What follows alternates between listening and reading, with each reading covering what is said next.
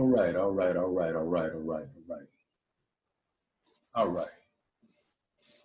a long day. First and foremost, I'd like to welcome everyone to the platform. This is part 4. For those of you who have been consistent in following us and subscribing to the page, following the instructions on promoting the platform so that it can get to the most people as possible. Before I go any further, we must always, before we start things, give all praises to the one Most High God, and to all my brothers out there that have been fasting. Ramadan Mubarak. Just keep up the struggle. I know under the circumstances, it's been kind of difficult for some of us, but we're gonna get through this thing. Moving on, I want to give much props to all my comrades that are still in the concrete Vietnam. And then I want to individually thank each and every one of you who take the time to at least observe the information in the videos. That's been beautiful. Our website is about halfway through being completed. It'll make this process a lot easier. A lot of information. Once again, we've been taking in the constructive criticism, the messages pile in, the emails, the text messages, everything. They come in. And once again, if I'm not responding to text messages or phone calls, I'm busy most of the day. All right. A lot of my time is consumed with my granddaughter. Right now, she's my focus in regards to making an impact on this future world. Moving on, I'd like to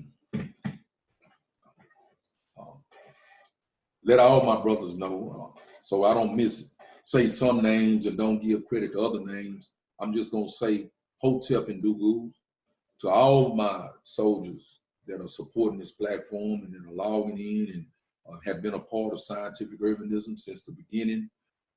And yeah, it is kind of unfortunate that there are individuals who have borrowed from the platforms and went on and started their own things, but praise God that we've been able to be influential in those areas.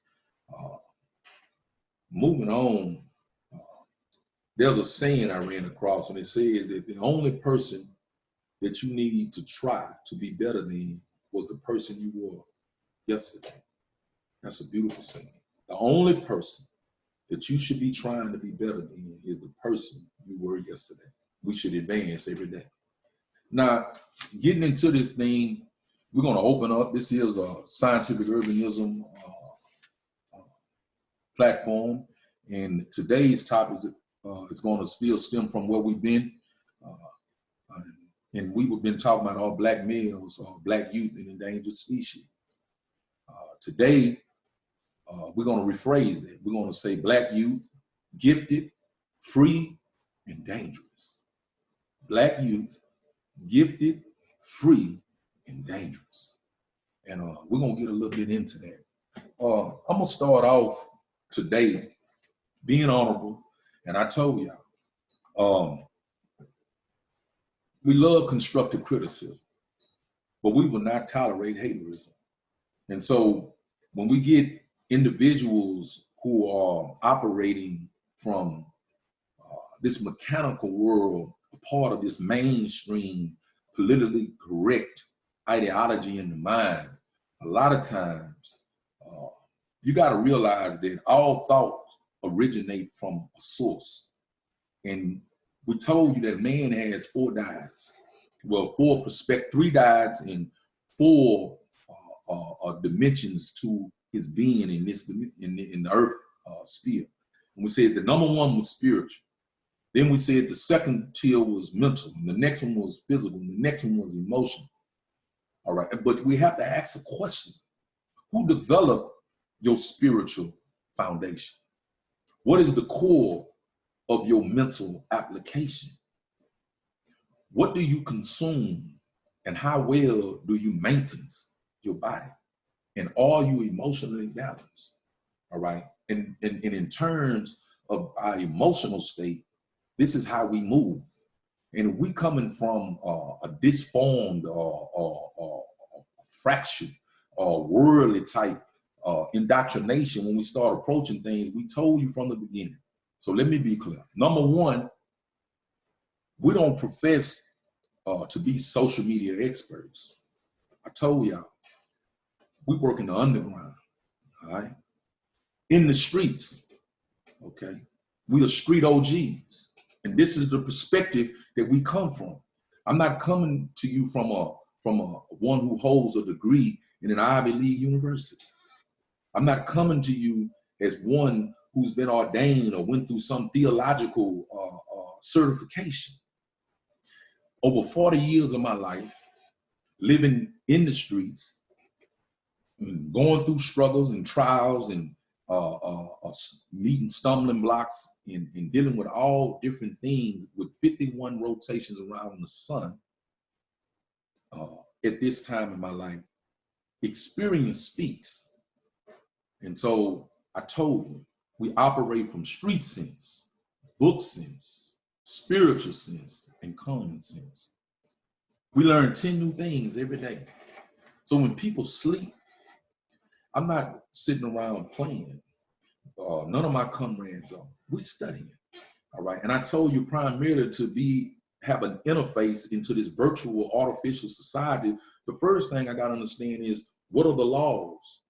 And how are the laws moving and affecting human life, as you call it, humans, as you call it? What is the political landscape? All right.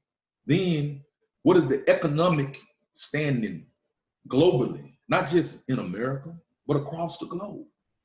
All right. I have currency trading software while I'm looking at different currencies.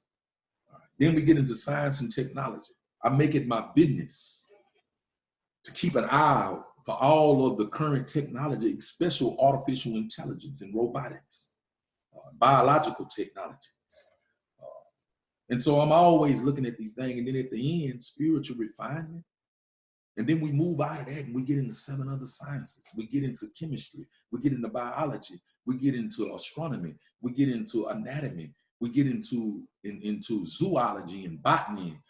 We're studying sciences. This is why it's called scientific urbanism. Then I'm immersed in the hip hop culture and I'm looking at the music industry all the way from its inception, when we can start all the way back with the hip hop inception in this nation to DJ Kool Herc, going back into the late 70s and then bringing into the early 80s where you had people like African Bambaataa that brought in, and we took hip meaning wise and hop meaning movement. And so hip hop was a wise movement and a form of expression being built on 6 or 7 principles, depending on how you graded it. And looking at the birth of it coming out of Brooklyn and the Bronx and out of the New York City, traveling across to the West with gangster rap and coming all the way down South and emerging and then becoming in all the different dimensions, including jazz and classical music is infused in it. We got pop, we got R&B, we got spiritual music. All this is infused in hip hop culture. And I have to study this daily, all right? So when people come with the opinions, understand that I'm not making any opinions. And we told you in the beginning, do your fact check. So this is where we're going to start at today. All right. Remember, the topic is still dealing with all Black youth or endangered species. Next, today's topic is going to be Black youth, gifted, free, and dangerous. All right. But here goes some questions. S. Fuller sent me a question. And it says, you stated that we have not advanced academically since the civil rights era. When I Googled it, I found that we have college enrollment for African Americans between 47 and 52%. I feel race has nothing to do with it. It's about making choices. You know, that sounds like an intelligent question and statement. And I'm not going to even try to rehash everything that I said. All right. But when I was explaining statistics, and I'm not a statistician, what I deal with on statistics is dealing with my environment and dealing with comrades that are dispersed across the country. All right. So we are always building and ciphering. All right. And then we take information And Albert Dick Gregory, before he passed, he was a subscriber to over 1,000 newspapers. All right? And we can call them Jews papers. But when you start comparing information, there's a verse in the Quran that tells us the critiquing of bringing a truth against an established doctrine. It say, bring 10 proofs to dispel the truth that is written in the book. And say, surely you will not be able to do it. So when I start fact finding, I come with these facts, I'm not just coming out of the dome with what I feel. So let me address this sister, Fuller. The first thing I want to tell you was you misunderstood the question, the statement. So let's say when you do Google, you will find in certain search results that blacks are 47 to 50, sometimes 60% dealing with college enrollment and postgraduate degrees and all these things. But this is what you miss. Since we've been talking about that the crisis is predominantly with black men. All right. And we said that in the last session that from the 1st to the 4th grade, black males are performing high. They outperform everybody across the scale. All right. But then from the 4th grade on, there's a decline. And then I say by the time that they're 17 and getting up into 25, when black females and brown women, remember what I said, black and brown, as you believe, one nation. What you call a Latino, a Mexican, a wetback and all that, what you call a nigger, African American, African descent, or black, these are one nation. All right, we call them a nation. Now, so by the time that a black man gets to college enrollment age, we have a problem. And let me deal with this problem. So you talked about these statistics. What you did not look at and understand is that 62% of that enrollment are black females. So you missed that. So when you came with it, instead of just taking the information and focusing back towards the agenda, which was to save the youth, we're going to get these this is what I didn't want to get into, this debate thing. But I'll address this because this is very important, because a lot of us believe that public education is at the high and at the top of the protocol. We even put public education over spiritual education. All right. We don't see people daily getting on their children roll about doing their biblical homework. We don't even get on them about being late for church on Sunday or being masjid on Friday. We're not getting on them about that. So the emphasis is on public education. And the reason you put the emphasis on public education, because you've been reared by the slave master to get them through 12 years of schooling, to get them to graduate so they can go out in what? The field. All right. So that they can have a field, all right, to go off into. So what we told you was the physical plantation, all right, had been partially removed. And the virtual plantation, these industries now, all corporations operate and function once they are set up physically, just like plantations. All right. And so what was missed was the fact that black men are outnumbered 11 to 1. Black women, there are 11 black women enrolled in college for one black male. Yes, sir. So now that we are, this sparked me to have to go and get the software out, and we're gonna look at something, and just to go with this. So if you're looking at the screen, you should be seeing a screen where it says Black undergraduates in higher education, a historical perspective. Now we're gonna go through this thing as fast as we can. All right, so the abstract says the participation of Blacks in collegiate education in the United States is traced from the earliest settlement up to the contemporary times. From the time of the graduation of the first Black student in 1826. Now, let's keep record of these times, all right? The Black educational experience has passed through several important stages, each shaped by significant changes in the national policy and culture that trace the evolving views of educational access and race in the United States. So Black education before the Civil War. All right, let's get to that. Black education before the Civil War. Get it set up here.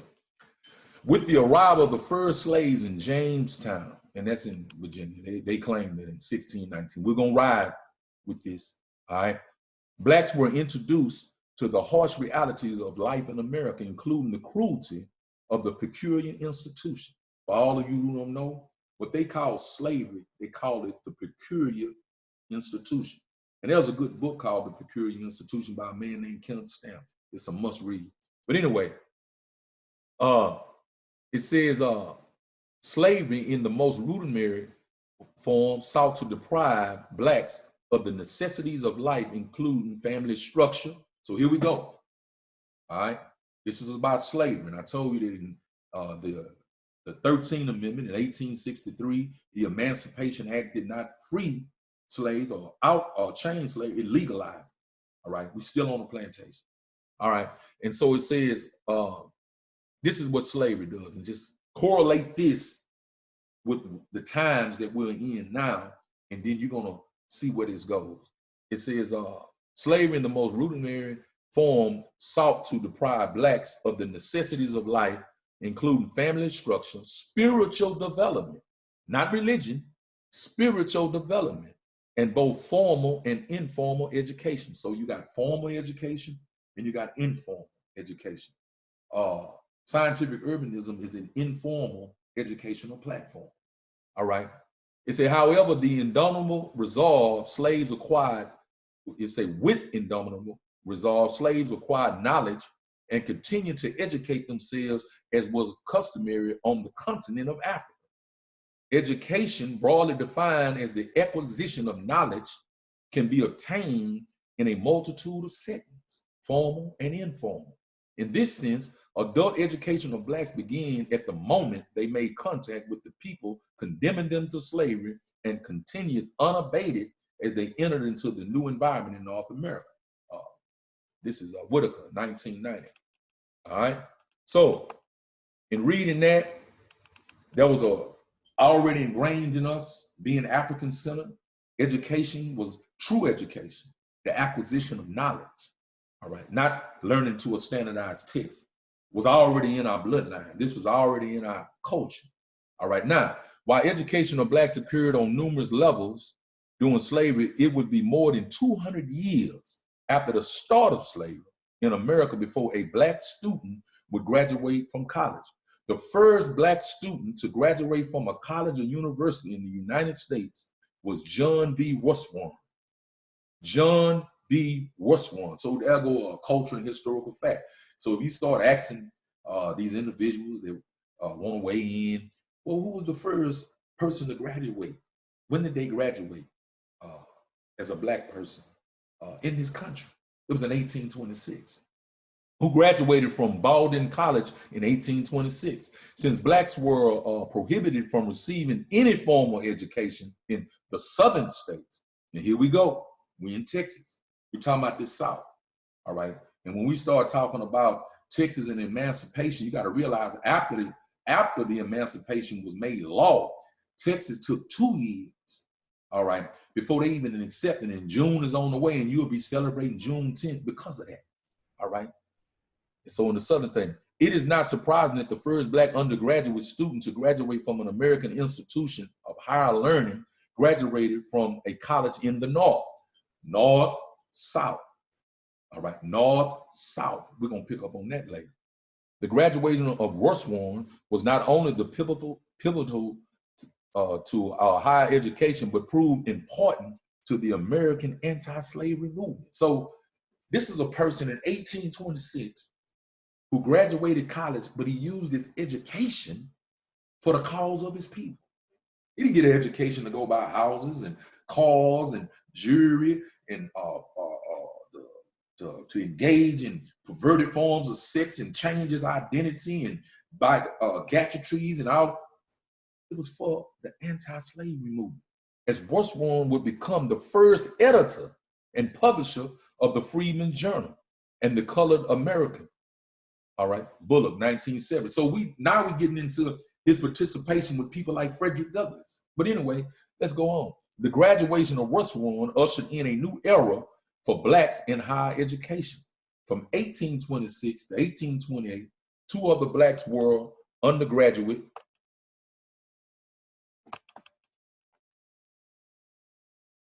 students who would graduate from an American college or university. Edward Jones, and a 1826 graduate of Amherst College in Massachusetts, and John Newton Templeton, a 1828 graduate from Ohio University. So let's stop.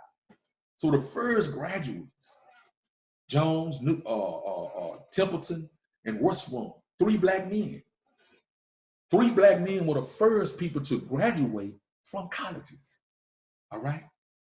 So let's move on. Franklin and Moss found that these are the researchers found that before the Civil War, blacks were attending Oberlin, Franklin in Indiana, where Oberlin College is in Ohio, Franklin's in Indiana, Rutherland is in Vermont, all right, and then Harvard University Medical School and other institutions of higher learning.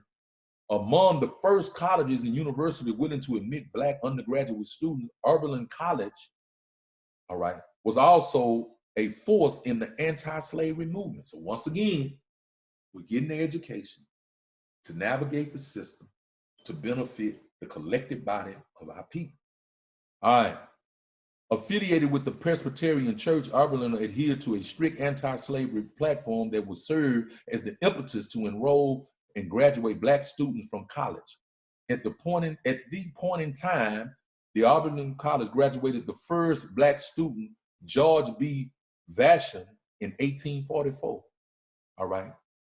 Though the start of through the start of the Civil War, the college would graduate a total of 21 black undergraduate students.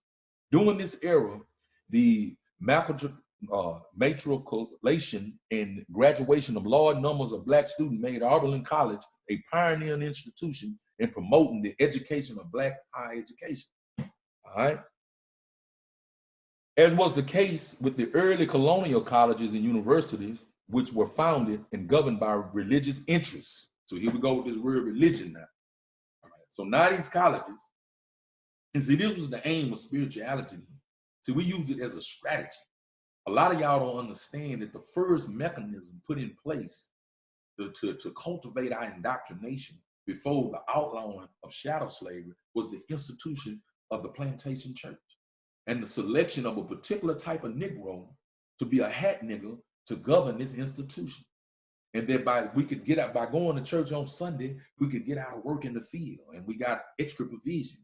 All right. But some of us, like my brother and my hero, Nat Turner, all right, understood that the mechanism of the church, and when God started to talk to him, he led a revolution and killed over 200 of his enemies.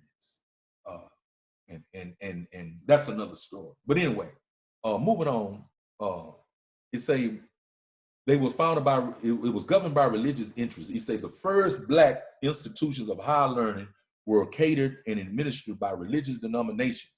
Inherent in the founding of black colleges and universities by the church was the insatiable desire to do God's work, educate black students. So now, these early system was, the mechanism of the church was to educate black students. So now, where's the church at now in terms of supporting our education system and assuring that black students receive a quality education? All right, we got 3 or 4 churches on one block, but the schools are underfunded. They're being ran over by crime, violence, and other things. All right, they're being understaffed, underfunded, outdated materials. But the churches are surrounding these. But in the beginning, this wasn't how it was. So let's move on over here. It says that governed by the black institution of higher learning were chartered and administered by religious denominations. Inherent in the founding of black colleges and universities by the church was the insatiable desire to do God's work, educate black students. The Quakers are credited with the formal establishment of the first institution for higher learning specifically for blacks. How many of you know that? I don't even know nothing about no Quakerism right now.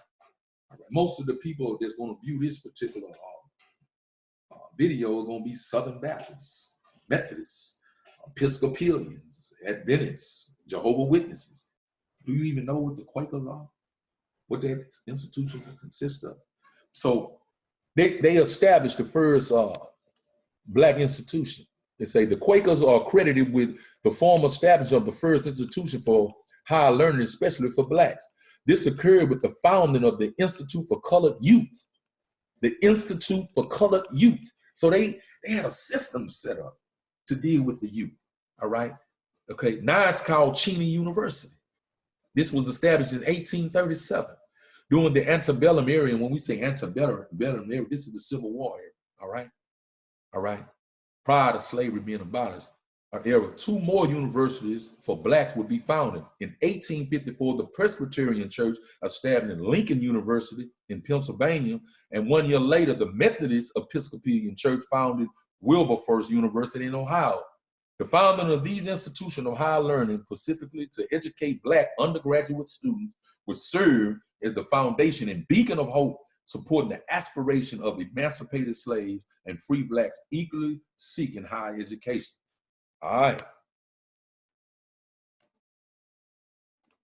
Let's keep on going.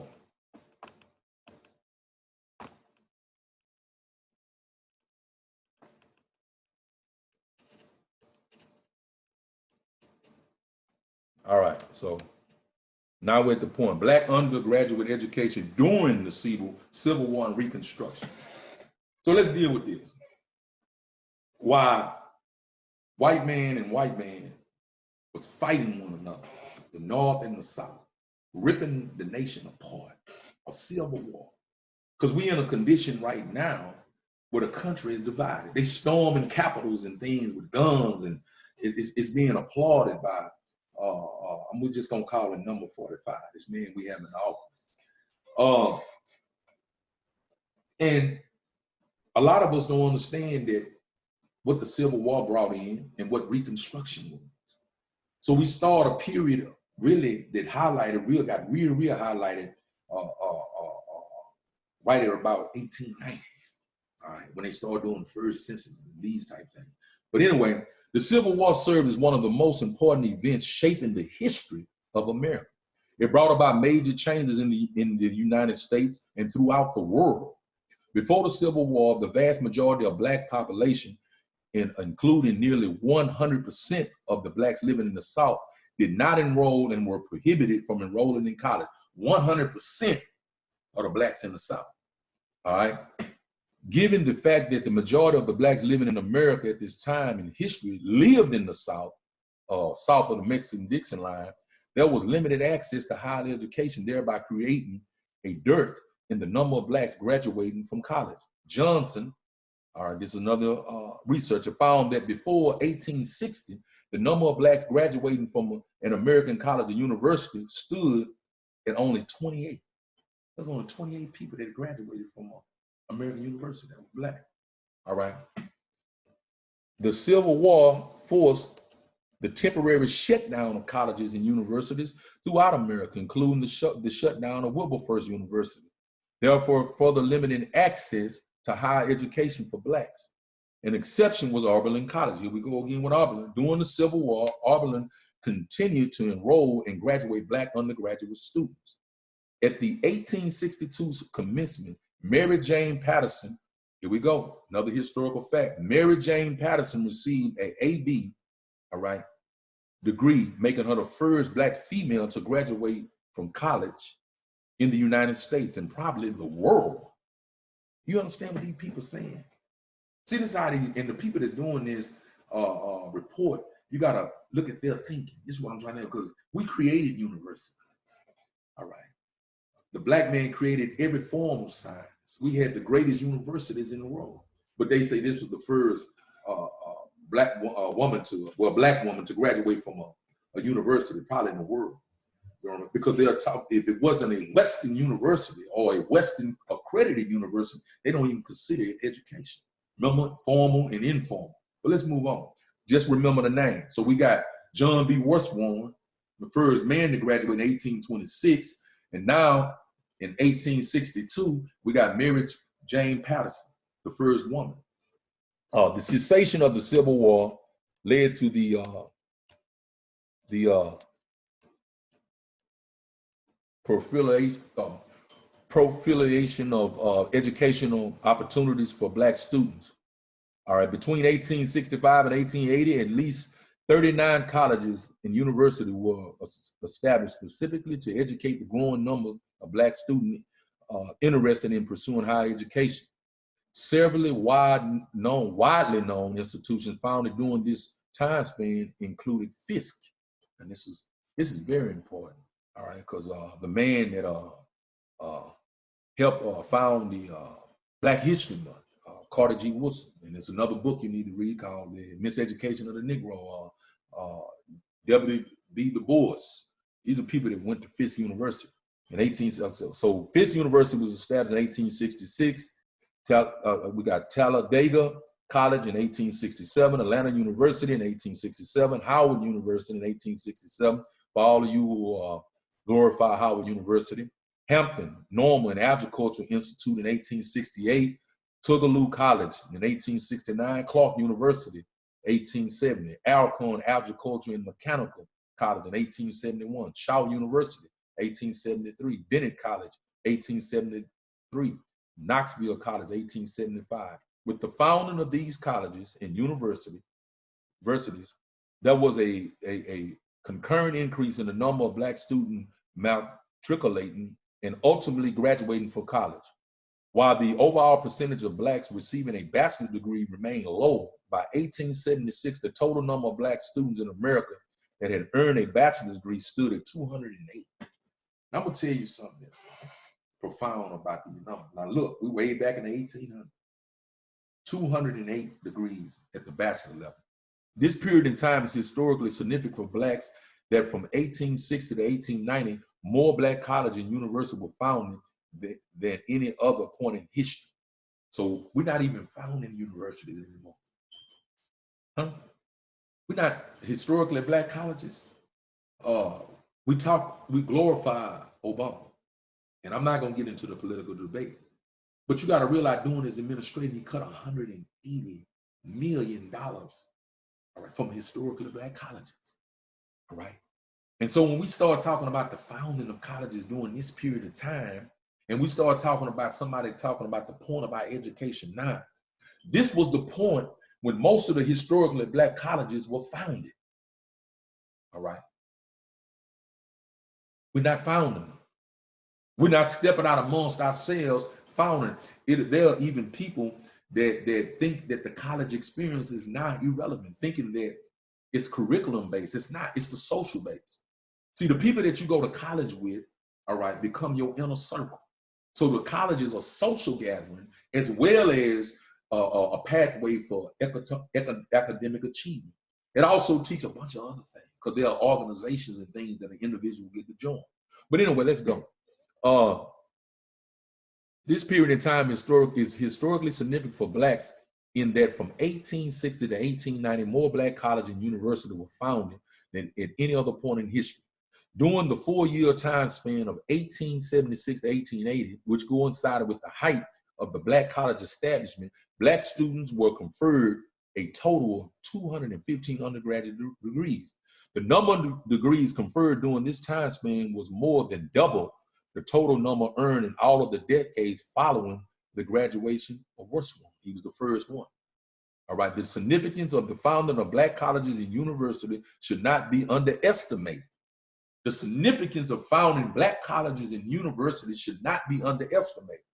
All right, keep that in mind now. We moving on. All right, we moving on.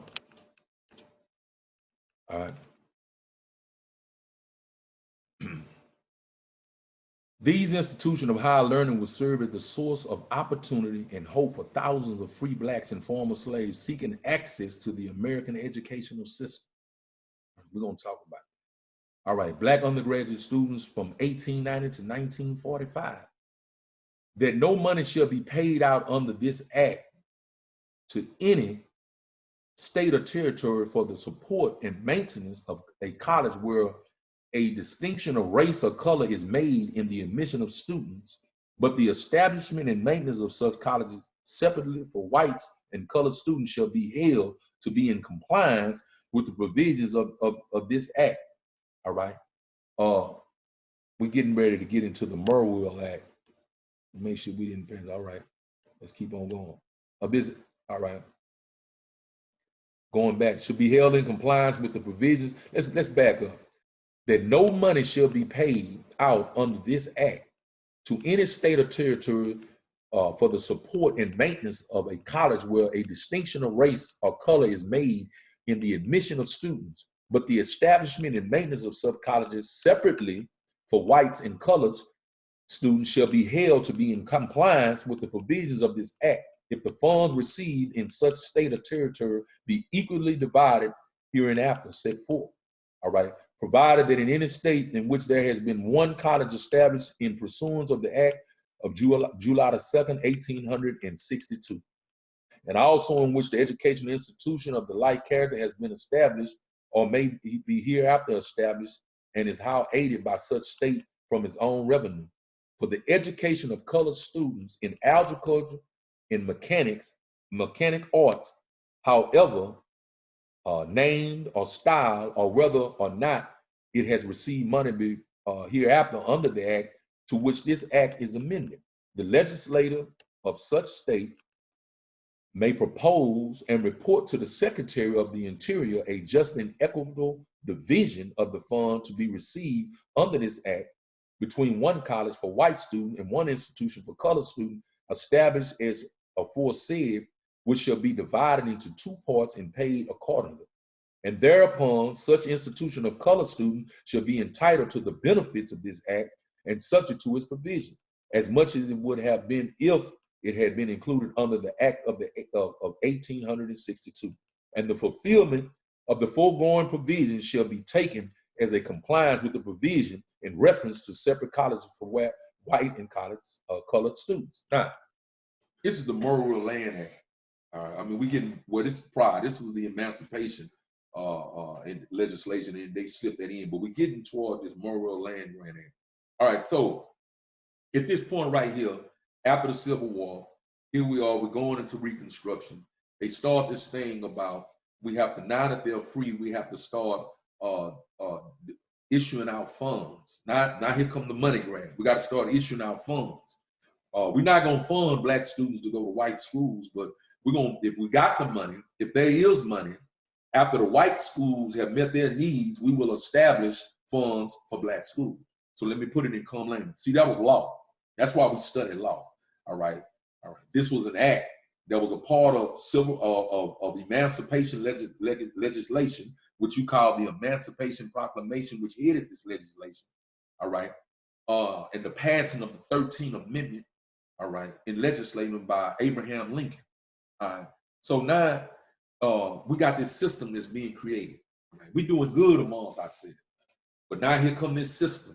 Here come the mechanical maneuvering coming in now that blacks are starting to be educated. So now we got the Murwell Land Grant Act of 1890.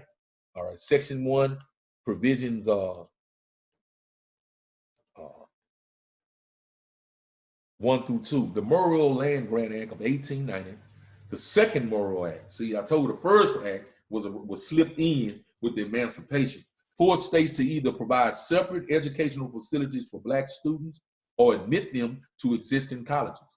In response to the federal mandate, Southern and border states moved to expand dual systems of higher education by establishing colleges and universities under the guise of separate but equal. Under the guise but separate but equal. All right. This approach to provide higher education opportunity for black students led to further increases in the number of black colleges and universities. So here's the first issue. We're going to let you have your institutions. All right. You're not coming. We don't want you in our institutions. We're going to allow you to have institutions. But check this out. We read earlier, the primary form of education was for agriculture and mechanical arts. All right. And a lot of us miss this thing. So you got people right now down in Texas say, man, I went to Prairie View A&M. Right. Our Prairie View A&M is the daughter school of Texas A&M. And Texas A&M is one of the leading schools in veterinarian science and agricultural science. But we couldn't attend, so we went to Prairie View. All right. And both of them extend our plantations. But anyway, let's go on. We in this moral act. All right. So Southern border states moved to expand dual systems of higher education by establishing colleges and universities under the guise of separate but equal. The approach to providing higher educational opportunities for Black students led to further increases in the number of Black colleges and universities. The outcome of the Act of 1890 was that Southern states, which were slow to provide funds to previously established Black colleges and universities, were compelled to finance these institutions under the provision of the Act. Several widely known Black colleges and universities founded as a result of the Morrill Land Grant Act include Kentucky State, all you sports fans, all right? Okay, we lost our page, we're going back to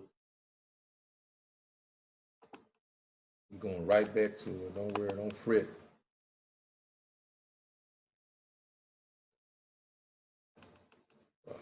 Let's get back to it. We're gonna bring it right back.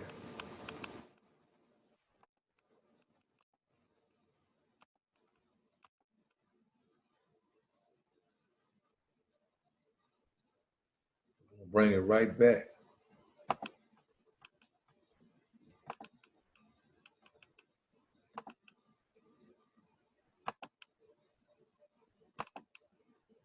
Here we go. All right, let's get back where we were.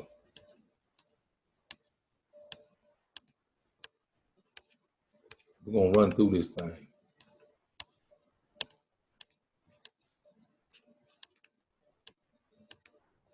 All right, here we go. So we had Kentucky State College, Florida Agriculture and Mechanical. We had Delaware State College, West Virginia State College, North Carolina Agricultural and Technical State University. And then we had South Carolina State College. As was the case during the previous year, the increase of number of Blacks, colleges, and universities served as the impetus for increasing the number of Black undergraduate students. The total number of Black students conferred the bachelor's degree during the 1890s totaled 1,336, a 59% increase compared to the previous decade. While the number of Black undergraduate students increased as a result of the Morrill Land Grant Act of 1890, it evolved from the philosophy of overt racism. It evolved, you listen to what's happening? It evolved from the philosophy of overt racism, an approach that sought to ensure racial separation at all costs. So here we go about this racism and this play, you know, that's at play. All right, this philosophy came from overt racism. Overt meaning it was blamed and wide open. It wasn't covert. It was wide open. It was in your face. This is what we're dealing with now under the current administration. They putting it in your face. All right. So now going on, it said the ruling in 1896, the case of Plessy versus Ferguson, and any one of you know about this case, this is hard. But anyway, we're not gonna get into the case. We're gonna stick to it because of the clock. And the resultant doctrine of separate but equal signaled a new era in the evolution of Black undergraduate student education in America. The ruling further solidified attempts by Southern and border states to segregate colleges and universities. The ruling also served to fuel a debate between two leading Black public figures of the era, W.E. Du Bois and Booker T. Washington. So here we go. Here go the history of education. All right. So that means that we got to study W.E. Du Bois then and now in 2020. We have to study the philosophies and the work of W.E. Du Bois and Booker T. Washington, because this plays into where we are now on the playing field. All right. Two leading Black public figures at the time. All right. Both men believed that higher education would change the plight of Blacks in America. However, there was much disagreement as to the approach. Du Bois espoused the talented 10th philosophy, encouraged Blacks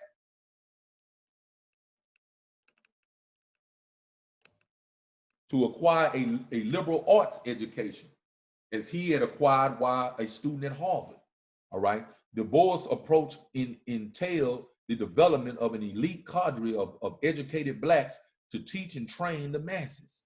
So here we go. Liberal arts education. Liberal arts education, not agriculture and mechanical, but liberal arts. All right. This was to expand the mind of the individual, to create a cadre. This man left one college and went to Harvard and graduated at Harvard University. All right. And he wanted to create an elite cadre, all right, of blacks to teach and train the masses. That's what we do in a university without walls. Scientific urbanism is the approach to what? Creating elite cadre, all right, to teach our people, all right? All right, much of the Washington's philosophy, Booker T. Washington, was predicated on the notion that most blacks at this point in history were solely dependent on agriculture as a means of survival. Washington, believing that the conditions for black would change only through vocational training, sought to encourage black students to secure this type of training as opposed to a liberal arts education. As the debate raged on, black students continued to matriculate at colleges and universities. So one of them wanted vocational training. All right, vocational training. What do we say we do in SU? We inspire in a mission statement, a desire and an urge to get college and vocational training. So we took W.D. Du Bois' position and Booker T. Washington, and we merged them with some more sciences to make an effective methodology to approaching this thing. All right, so now moving on. In the late 1890s, in the early 1900s, as the number of black students increased, student organizations were established on college campuses to provide a system of support, both social and academic. The adjustment of black students to college was further hampered by strong anti-black sentiment and a wave of indifference towards blacks that was supported by President Theodore Roosevelt. So here we come with this devil, all right? And they glorify, but anyway, so strong was the anti-black sentiment that race riots erupted in Wilmington, North Carolina, Springfield, Illinois, East St. Louis, Illinois, and Tulsa, Oklahoma. Given the levels of racial hostility in America, black students found solace in student organization, building on the religious custom of the slave communities. Previous generations, religion was an important component of the early black student organization. So here we go, religion again. Now, what we talking about now was a whole totally type different organization.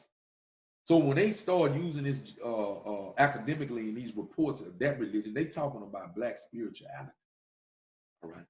Because at that time when we sung, it wasn't gospel music, it was Negro spirituals. See, we was still connected to our roots, and these organizations were often a part of the Underground Railroad. When you see the movie Harriet and study the histories of Harriet Tubman, you're gonna see the role that the church now, if a brother is trying to escape from persecution from the system and he tries to run and use the church as an underground mechanism, he's gonna be turned into the police. These institutions are watchdog organizations now for the establishment, all right? Unless we're dealing with a situation of race, when they already know they're gonna seek to get support, because the system itself, it doesn't like racism because it disrupts the harmony. Now, white supremacy exists as the pivotal cultural controlling component. Now let's go on and keep reading this thing. Black students found solace in student organization, building on the religious custom of the slave communities of previous generations. Religion was an important component of early black student organization. One of the most influential organizations for black undergraduate students on college campuses was the gospel choir, music. So one of the most influential mechanisms at that time, like we say in what SU, music is the key to our survival in the mission statement. What are we using? We're using the tenets of hip hop culture, all right, that this generation can identify with music to reach our youth. This is what they was doing then. They tightened the gospel. They say the gospel choirs comprised of black students travel throughout America and abroad, garnering fame and financial resources for fledgling black communities and universities. That's what we're doing right now. Your richest black men are a part of the entertainment world. And if it ain't the entertainment world, it's the sports world. So they're musicians and artists, all right? And this is a component of our survival. This is how we raise finances.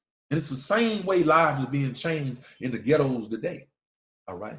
Gospel choirs, they raise money for fledgling colleges. It say the most famous of the student choirs was at Fisk University. The Fisk Jubilee Singers, established in 1871 by George L. White. Here we go again. All right, we don't even know about George White. Save it for another story. Was used primarily to advertise the school and generate badly needed money. All right, traveling throughout the United States and Europe in the 1890s and early 1900s, the choir generated thousands of dollars for Fisk University. What are we doing now? See, they've disconnected. A lot of these universities are down on the current culture in its music, all right? Down on the culture. But at that time, we had to utilize the music to support the universities. One of the earliest non-secular student organizations were black fraternities and sororities. Here we go with these fraternal organizations. We talk about that in the Torchbearers, the reentry program. We are a fraternal order of releasees. Here come the fraternal element of our unifying to establish codes and principles on our own to live by. They say the earliest non-secular student organization were the black fraternities and sororities. The first black Greek letter organization to be established was Alpha Phi Alpha fraternity, founded in 1906 at Cornell University, followed by Alpha Kappa Alpha sorority in 1908 at Howard University. The establishment of these organizations was followed by the founding of 6 additional black Greek letter organizations, including Kappa Alpha Psi fraternity, Omega Psi Phi fraternity, Delta Sigma Theta sorority, Phi Beta Sigma sorority, Zeta Phi Beta sorority, and Sigma Gamma Rho sorority.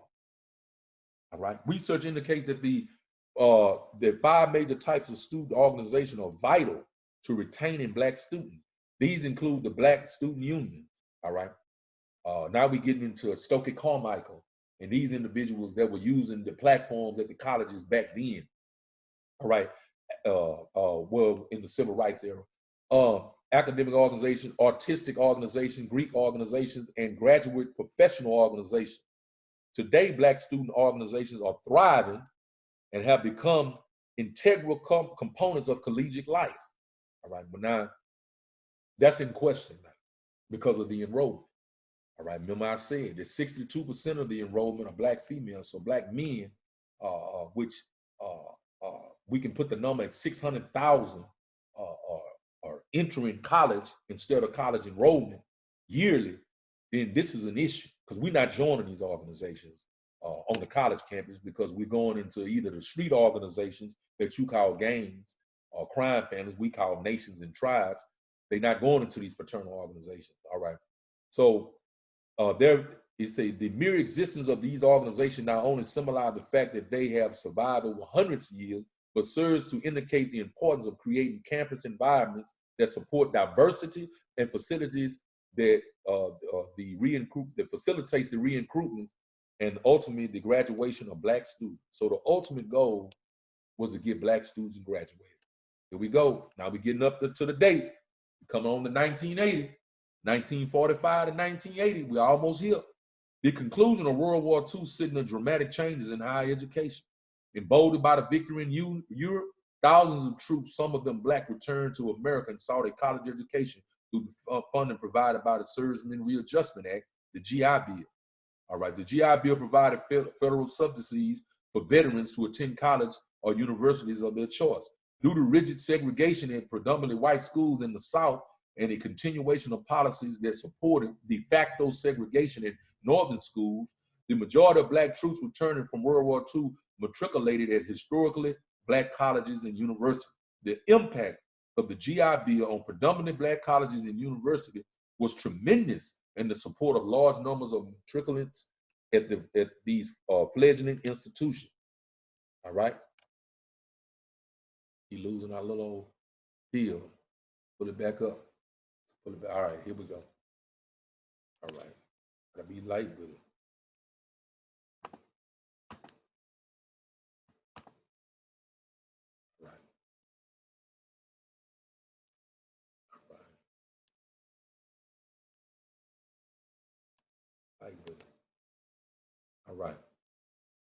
Okay, so all right, going back to where we were with this, it says back on the school from 1890 to 25 say so. Nine, these individuals was the service and source for 100,000 of blacks. 1890. Let's get to 80. We got to get back up here where we were. All right. Uh-oh, I think we passed it. Here we go. All right. Here we go.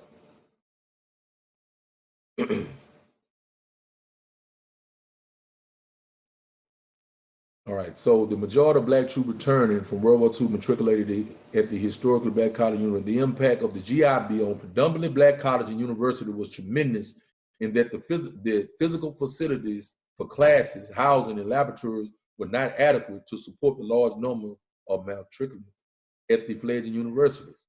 All right, heard about this, another researcher found that in 1947 at predominantly white institutions, the percentage of veterans enrolled grew by 29.4%. The increase at black colleges during the same year was 50%. All right. Also found that pre-war enrollment at black colleges in 1940 stood at 43,000. All right. By 1950, the number had risen to 76,000, a post-war increase of 56%. So dynamic was the shortage of space at black colleges that during 1946 to 1947 academic year, limited facilities were forced black colleges and universities to turn away an estimated 20,000 veterans.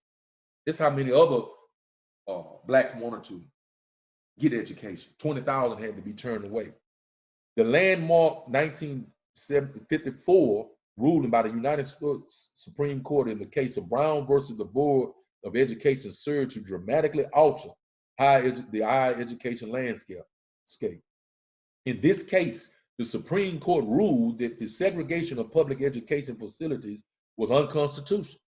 Based on the rules, in colleges and universities throughout America were given a federal mandate to admit black students. In spite of this ruling, however, most colleges and universities in America continue with business as usual. According to Anderson, this was a report in 2002, except for particularly successful attempts by individuals here and there, racial exclusion remained a pervasive practice in traditionally white institutions of higher education and still do today. All right. All right. Several major institutions voluntarily admitted black students prior to the historic ruling, including West Virginia University. All right. Which voluntarily admitted a black to its graduate school in 1948. The University of Arkansas, which admitted the first black student in 1948. However, a majority of the predominantly white institutions, particularly those in the South, refused to voluntarily admit black undergraduate students. The integration of college campuses was not consistent. All right. At the East Carolina University located in Greenville, North Carolina, integration occurred gradually and peacefully. Beginning in 1961, prior to full participation on campus, black students attended classes off campus at off-campus extension centers. Finally, in the fall of 1963, Laura Marie Leary became the first black student enrolled in a regular session, ultimately graduating in 1966. Attempts to integrate several well-known Southern colleges and universities, including the University of Georgia in 1961, the University of Mississippi in 1962, the University of Alabama in 1963, were met with violence. Let's stop right there for a minute. Now, this is why I don't get into a lot of these sport things. Now, these are the top schools that we watch every college year. All right, people applaud these schools and don't even know the history of them. Now they'll kill over having a black athlete, a basketball player or a football player. They'll kill over it because of the money grab. But it was a time we couldn't even go to school. It was just in the 60s. All right? It was just in the 60s. This wasn't a long time ago. All right? And these are top Alabama, Mississippi, all right, Georgia. These are top collegiate states in terms of the arenas where now we patronize this on the sports side. Not until the passage of the Civil Rights Act of 1964, now we get into Ms. Fuller's point of view. Here we go. Not until the Civil Rights Act of 1964 will the desegregation of American colleges and universities finally occur. The desegregation of predominantly white colleges and universities would have a negative impact on the enrollment of predominantly black colleges and universities. The desegregation, here we go. Tell them what I'm telling you about pre-civil rights.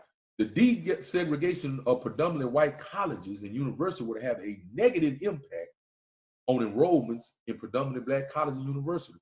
Prior to the commencement of integration, over 90% of all black undergraduate students in America were educated at a predominantly black college and university. So we cater to our historical black universities then. But the moment they allowed us to integrate, gave us this civil rights bone, what you call a bill, to quell the social unrest, the first thing we did was turn our back on our black institutions of learning. After all of the struggle and toil and the history that went behind it, the university being the key component in partnership with our spiritual institutions for anti-slavery movement, we turned our back on it. All right? So here you go again. It say, prior to the commencement of integration, over 90% of black undergraduate students in America were educated predominantly in black colleges and universities. By 1970, approximately 378,000 black students were attending predominantly white colleges and universities. All right? Concurrent with the shift was the initiation of admission policies designed to provide educational opportunities for all Americans.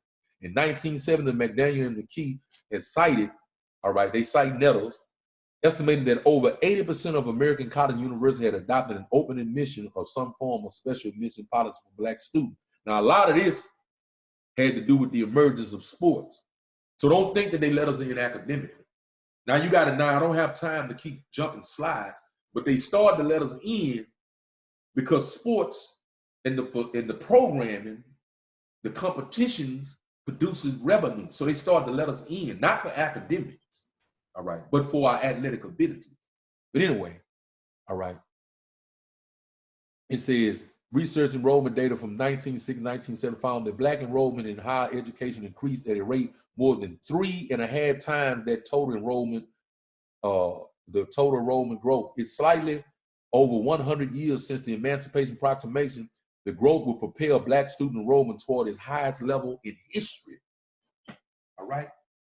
So here we go. When she said what? It said toward its highest level in history. It will propel it toward its highest level in history. This is going now in dealing with civil rights legislation. All right, now, here we go. 1980 to the present. Here we go. After peaking in 1980, there was a precipitous drop in the number of black undergraduate students. See the table, 1974. All right. Then when we get down here to 84, when we get right at 82, we starting to drop. We dropping. From 74 to 84, we dropping. Not college, now we dropping. All right. So when Ms. Fuller gave me this information, we have to respond to these things. Because people think this, that it ain't about this, it ain't about this. You're just making choices. No, here's the facts. The decline in the number of undergraduate students attending college was the largest percentage decrease for any racial or ethnic group in the United States. Our decrease in college was the largest for any ethnic group in the United States. The digressing enrollment coincided with waning federal support for many of the affirmative action programs implemented 2 decades earlier. See, in the 60s, see, they had affirmative action that was being mandated, but now it's declining in this time, all right? One of the programs that was heavily impacted by the shift in policy was the federal financial aid. During the mid-1980s, there was a major decrease in federal dollars utilized to support college students. The policy was a stark contrast to the policy of the early to late 1970s that provided financial assistance to black students attending college. Data from the Carnegie Council on Policy Studies in Higher Education report indicate that with the introduction of the Basic Grant Program in 1972, the number of women and minority students enrolled in college increased by 22% from 1972 to 1976. The data supports a correlation in black undergraduate student enrollment and financial aid. Here we go. Now, when we come out of the struggle, we was going to historically black colleges. We were doing things to make sure we graduated. They give us integration. Now we're trying to leave our roots, and now we can't even find money to go to school. Some of you have college loans that are so that you could buy 2 homes with, all right, through the financial aid, not having the aid to go get the education, when education should be free in this country. But anyway, in the 1980s, there was a major redistribution of black undergraduate student enrollment to predominantly white institutions. Hill, all right, reported that in 1980, historical black institutions enrolled 38% of all black undergraduates in states where they were located, and 29% of all black undergraduates in the United States. The impact has been dramatic and extremely costly to the historical black colleges and universities. Throughout history, black colleges and universities have assumed the responsibility of educating black undergraduate students who have paved the way for the creation of the black middle class. So it was historical black colleges that paved the way for a black middle class. Now we're turning our back on historical black colleges, all right? For many reasons. But this is how you get a black middle class. So when you start talking about politics and understanding districts and congressional districts and even all the way down to the local level and city council, you got to understand the history of a thing before you start opening your mouth, all right? These people are versed. One of the 8 components of power, there are 8 components of power, all right? In order to rule this earth, all right, in terms of the mechanical world, there are 8 components of power. The number 1 component of power is the millions of dollars that are put into endowments of university that they have collectivied and cataloged and built institutions on retaining at least 2,500 years, all right, of information. Liberal arts, science, whatever you want to get into. They put millions in endowment and research and development in their universities. And this is where your technology comes from, all right? But we turn our back on our universities. All right, so going on, it says that creating the black middle class. Jordan, here's another researcher cited in Fleming, determined that black colleges have granted 75% of all blacks holding PhDs, 75% of all black army officers, 80% of all black federal judges, 85% of all black doctors. Doc, let's stop. This is what the black university has done. Now they are bringing in importing Arabs and Asians and Nigerians and other people from overseas to come in to fill positions because they don't have enough blacks at the master's and the doctoral level, even in the medical fields and the engineering fields. When we had black universities that catered to the black condition, there was an anti-system, anti-slavery or anti-system mechanism. We was producing what was required to get us up to a level to where we could perform. And this has been attacked. All right. So when we start talking about what our enrollment, we got to know the facts. All right. So look at this. All right. They determined that black colleges have graduated, not then have graduated. All right. 75% of all blacks holding PhD degrees. Some doctors. All right. 75% of all black army officers. We're talking about generals, lieutenants, captains in the military. All right. 80% of all black federal judges. Now we're talking about the people that's making the decisions to sit in the court and rule on cases. And 85% of all black doctors. However, with the redistribution of enrollment in black students from predominant black college and university to predominant white institutions, the necessity of black institution is being challenged. All right. Concomitantly, research shows that one of the major impacts of desegregation in higher education has been the low retention rate of black undergraduate students enrolled in predominant white colleges and universities. Notes that between 1974 and 1984, black students experienced the greatest losses in enrollment from 74 to 84, all right, and degrees earned. Research also indicates that one of the major problems encountered by Black undergraduate students attending predominantly white colleges and universities is covert racism. So now we had overt racism, all right, when they was doing separate but equal, all right, it was overt. Now we have covert racism in the 80s, all right. The number one reason for retention of Blacks in predominantly white university, we sending our children, we want our children to go off to these Ivy League universities, and we'll walk over a historically Black university, all right, is covert racism. It says that, it notes that the covert racism, while no type of prejudice is tolerable, many Black students come to college expecting less racism and more social integration than they find, thereby creating frustration and resentment combined with the desire for separation and withdrawal from whites. In most instances, the desire to separate oneself from white students and the larger university community leads to poor academic performance. So here we are, we're not even performing well at these universities, all right? Because of the covert racism, all right? And then it's gonna go on to say that, well, we'll read a little more and then we're gonna have to move on, all right? Creating frustration, it's a student with larger university leads to poor academic. It say the scenario was detailed in a Livingston and Stewart study, which Black and other minority students at large, predominantly white Western university, expressed frustration and resentment toward white students' attitudes toward minority students on campus.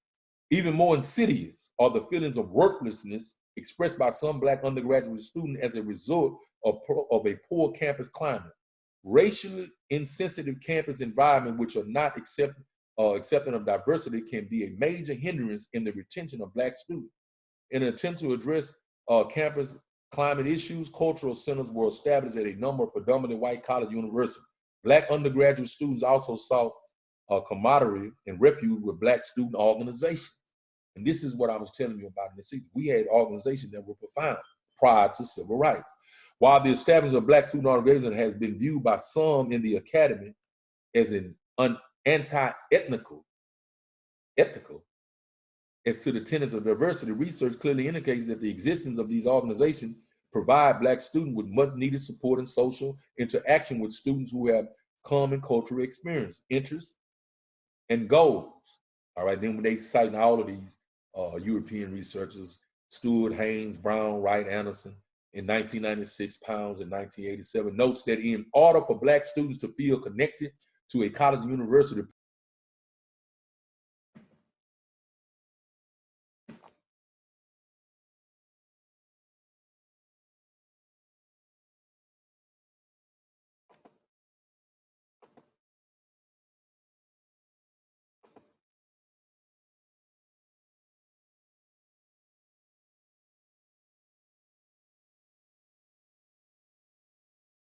we got to go back and get our document.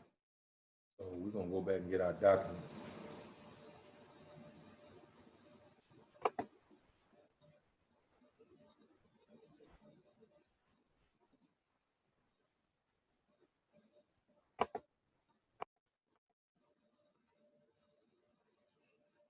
Just when it was getting good.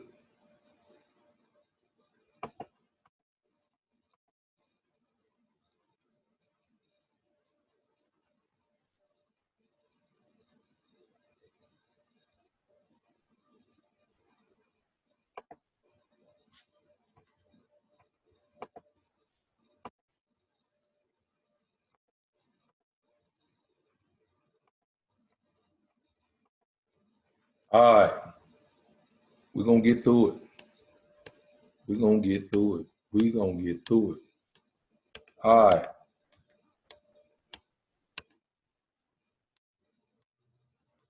We're going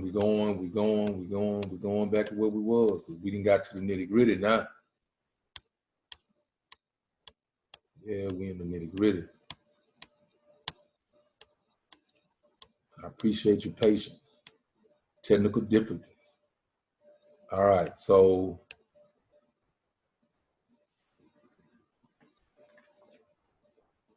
all right. So they were saying that these forming these organizations, some people thought that these organizations were anti-ethical, but we went with Powell notes that in compromise of the 6 major components, which include the following, must be in place. Financial, this is for Black retention in school. So we got to have financial aid, developmental academic instruction, orientation, Black faculty and staff, Black student resources, and other student affairs program and program goals. One of the things is retaining Black faculty and staff. All right. Financial aid, how are we going to finance education? And then the development of academic instruction. Who's creating the curriculum? All right. These are issues that we have to bring in terms of retaining, how we keep Blacks in school. So now we start talking about Black youth or endangered species, and they don't want the enrollment in college. One of the things is these 6 components. Once again, we got to have financial aid, development of academic instruction, orientation, Black faculty and staff, Black student resources, and other student affairs programs. During the mid-1980s, throughout the decade of the 90s, there was a slight increase in the number of Black undergraduate students enrolling in higher education. From 85 to 97, Tudor and Freeman found that there was a 48% increase in the Black undergraduate enrollment. The growth fueled by an increase in the number of Black students graduating from high school is now in jeopardy of being hampered by an over-resilient on comprehensive test currently required by many states for graduation. Now we're gonna get into that. See, now there's a hindrance now to the education for high school graduation because of the standardized tests. But let's go on because we summing it up now. We summing it up. All right. The growth of Black undergraduate enrollment was met by a stunt opposition from conservatives. Here we go. Conservatives. All right. That concluded that Black enrollment increases were driven solely by affirmative action programs, not merit. So here we go. Now, civil rights put into play affirmative action to assure that there were financial means for us to get in school, that we could get enrolled, and that we could attend the best university. But now here these devils come talking about it was about the programs that was allowed. We wasn't getting in on our merit. We wasn't good enough. This was conservatives. All right. And you got to understand the difference between a liberal and a conservative. It's the lesser of two evils. But you got to understand when you use the term conservative. For all you political buffs, when you say that you are conservative, what are you conservative? If you are conservative, you are hiding something, you are protecting something. So when you start talking about a conservative, you're talking about somebody that's trying to preserve the system that had been in place and they don't want any interruptions in it. So what was the system in place? The system that was in place was what? A form of chattel slavery.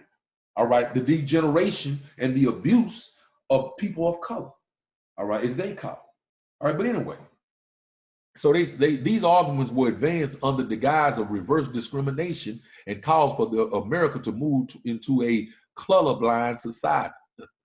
In 1976, the case of Regents of the University of California versus Blake, the United States Supreme Court ruled that race could be one of the factors used in the admission process if the applicant given preference helped to diversify the student body. So now they're trying to diversify the student body. They're making justifications of moving people around, and I'm telling you, it's economic based. However, recent lawsuits against colleges and universities are threatening to undermine the historic Blake ruling and reverse the affirmative action policies that serve to integrate and diversify college campuses. Throughout the 1980s, well into the 90s, the ruling on the debate case would serve as the litmus test for college admission and scholarship program predicated on race. However, as the Black middle class in America grew, there were renewed challenges to many of the higher education programs that were instrumental in creating the Black middle class. So here we go to money grab. If you understand that middle class now, you earn really now $250,000 or more. We're talking about the real middle class. You're earning $250,000 a year or more. Who do you pose a threat to? You pose a threat to the conservative faction, the people that have been holding on to those institutions, which are controlled by a system of white supremacy. So now we got to make an attack on the Black middle class. And the way we attack the Black middle class, you can't get to the middle class without credentials that qualify you to work into these particular industries. So now we got to get you at the college enrollment point. So when somebody comes to me talking about college enrollment, they don't even understand what they're talking about. This ain't a choice. A person can't make a choice when warfare, this is war, all right? They can't make a choice in implementing these particular laws. This is not a choice, all right? 2 recent legal decisions have had a desperate impact on the Black undergraduate student enrollment in the academy, all right? This is Podbersky and Kerwin, and I asked everybody to study these cases. The court weighed evidence as to whether the University of Maryland College of Park could maintain a separate merit scholarship program, Benjamin Banneker Scholarship Program, all right, that it voluntarily established for which only Black students were eligible. United States Court of Appeal for the Fourth Circuit ruled that race-targeted scholarships could not be used to remedy the effects of past discrimination. See how they changing things? I'm gonna move on, man. The United States Supreme Court decided not to hear the appeal, thereby upholding the ruling of the lower court. The impact of the ruling was far-fetching in that colleges and universities throughout the country moved to eliminate scholarship programs that targeted Black students. So here we go, throughout the country. You don't even know about a Benjamin Banneker scholarship. You don't even know what the Fourth Circuit Court. We're not even understanding what Podbersky and Kawan, what these cases even about. But we're making opinions about our educational program without a history. Told you, scientific urbanism, we study history, science, and mathematics. Anyway, moving on.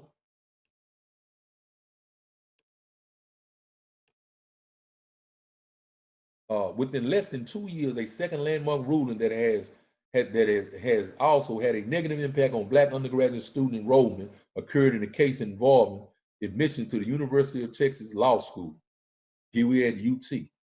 A lot of us love Texas Longhorn. Here we go. In 1996, the Fifth Circuit Court of Appeals in the case of Hopperwood versus Texas ruled that the University of Texas Law School policy of separate admission standards for Mexican American and Black students was unconstitutional. As the Podbersky case, the United States Supreme Court declined to hear the case, thereby upholding the lower court's decision that diversity is not compelling under the 14th Amendment. In 1996, voters of the state of California passed Proposition 209, an anti-affirmative action referendum that eliminated preferential treatment to any group on the basis of race, sex, color, ethnicity, or national origin in the operation of public employment, public education, and public contract. So here we go. They gave it to you. They slowly started taking it back. And we're not understanding because they're doing it with law. These are law. They're doing it with law. All right. While the ruling was limited to California, it had far-reaching implications. Shortly after the passage of the Proposition 209, voters in the state of Washington passed a resolution 1-200 with the language that mirrored the language of Proposition 209, and all out attempts to avoid the rancorous debates created by the abolition of the affirmative action program in California and Washington. Several states initiated race-neutral admission policies. Florida, Texas, and North Carolina. Who? Florida, Texas, and North Carolina. All right? The outcome of such recent legal decision and subsequent passing of voter-driven referendum have dramatically altered the higher education landscape for Black undergraduate students and have served to usher in an era of race-neutral admission. The specifics of policy differ from state to state, with programs generally guaranteeing admission to high school students that graduate in the top 20 percentile of the graduating class, irrespective of test scores. All right, Bowman and Bach. Or explore the impact of utilizing race as a creation of admitting Black students at 28 highly effective college and university, employing an approach that involved research and data. All right, on 660 full-time Black students entering college in 1951, 76, and 89. All right, they determined that the correlation exists between utilizing race as a factor in the admission graduation by constructing retrospective profiles from data collected regarding the Black male matriculants. In 1976, Bowen and Buck were able to determine that if race-neutral admission policies would have been applied to this cohort group of 700 Black students who would have been rejected using present-day race-neutral standard. The following profile may not have realized over 225 members of this group retrospectively rejected Black matriculants. All right, went on to attain professional degrees and doctorate. All right, so we're going through all of what happened with this. All right, so So we through with that. All right, now. All right, that was a lot. We went over a whole lot. I want everybody to stop. I want you to breathe. Just stop and breathe. All right? We're going to dig deep into this thing. And if the information that you are receiving in this particular presentation is useful, we'd like you to press the subscribe button so you can continue to receive information like this. One of the things that I want to say right now as we start to tie a lot of things in together is that this information is not fly by night. This ain't everything you just gonna hear everywhere you go. It's being presented to you in a fashion where we can relate to it. And remember what I said. If you're watching this video alone, replay this video, get your young youth, black males, brown males, young people in general, black females, and sit down and make sure that this information is reviewed. Y'all have dialogue and discussions, because the first thing we got to do is create a dialogue. We got to get into this information, whether you agree with it or disagree with it. Even disagreement can be beautiful because it sparks dialogue. It gets us conscious. All right, so moving on, let's just sum up, because a lot of us say, well, man, that was too technical for me. That was a bunch of stuff that I can't even relate to. I'm dealing with my bills right now. I'm dealing with the here and now. I got other responsibilities. Why that was important was because, like I said, I got a message and we needed to respond to it. All right. And so what we saw was all the way back to 1619, when they prescribed that the first blacks that were to later become, they were framed as indentured servants and later to become known as the first blacks hitting the soil of the Americas in terms of the introduction of slavery. This is their date. All right. Now, I don't ascribe to that date. I know the black experience far beyond that in this particular continent. But what this implies is that we went from having a viewpoint towards not only our spirituality, but our education, where our sole purpose for getting our education was to benefit the struggle that we were in. Now we get our education to go out and benefit the machine. And we want to know why these young men and these youth are turning away from school. So the next thing we're going to get into is that by the time we got to the 80s, the educational system has started to change. All right. And if you have never heard, this is a book that two books I would ask you to go read. You can probably get the PDF for free and just download. That is The Secret Relationship Between Blacks and Jews, book 1 and 2. And in there, it was very interesting. It's a quick reference. You can do it on Google to show how as soon as they gave us civil rights, they then met and turned around. They had to have a discussion, collective discussion. So you had the people that was generally out in the open, like your Ku Klux Klan.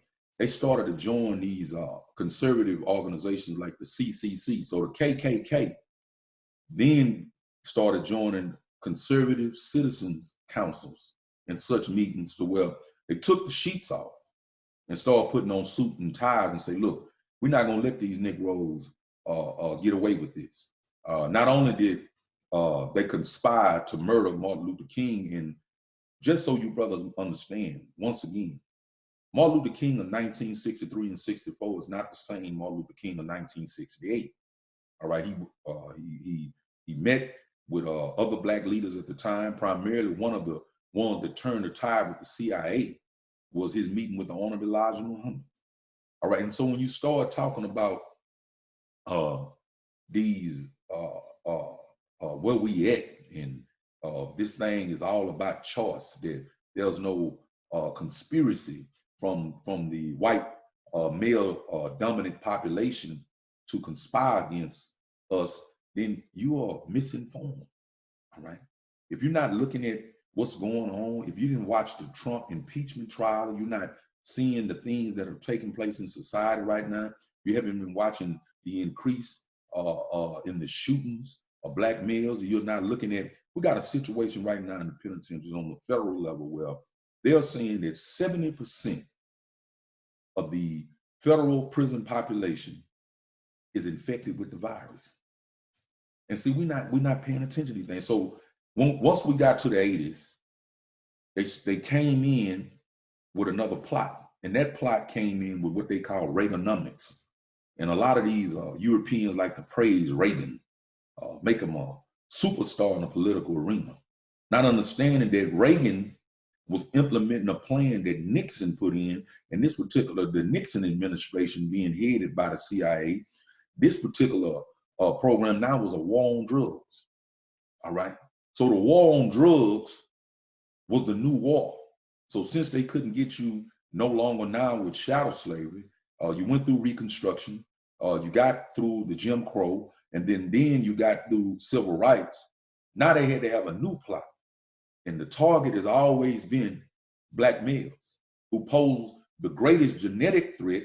And I told you, all white supremacy is predicated on the fact that white biology, all right, is always in danger of being annihilated by black biology. All right. So now when we get into this time, we're not understanding the systematic controls to do this. So they seen that blacks were rising up with education. And they seen how the educational institutions and the spiritual institutions, which you call religious institutions, were working together to assure that blacks were making moves into prosperity. They became what is called the black middle class. And a lot of you think, well, man, I make $50,000 a year, I make $60,000 a year, I make $70,000, I'm in the middle class. You're not in the middle class.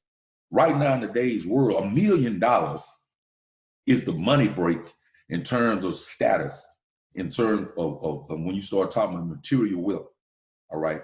And in order to be a millionaire, technically speaking, you should have $10 million in reserves and continue to make $1 million a year consistent. You're a millionaire, all right? So a quarter of that is $250,000.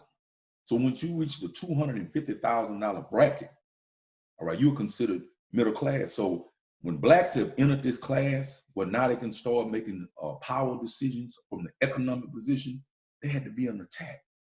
And they're attacking us all the way down at the elementary school level, all right? And so now we got to see how this plot came in. You start to see declines, all right, in black enrollment. Now, part of that decline had to do with financial reserves, okay? But the next part of that was that the war on drugs led to mass incarceration.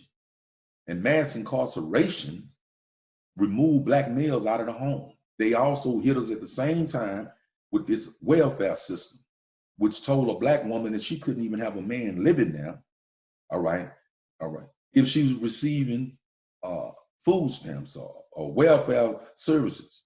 And a lot of times, it takes two individuals to meet the economic demand, but she can't even have a man start to bring a man into her life, all right, regardless of his economic status, regardless of the fact that he's spiritual, regardless of the fact that she loves him, they will stop her support, okay? Then they hit you with this war on drugs, and when the war on drugs came, it created single parent homes, so now they could isolate, just like on the plantation.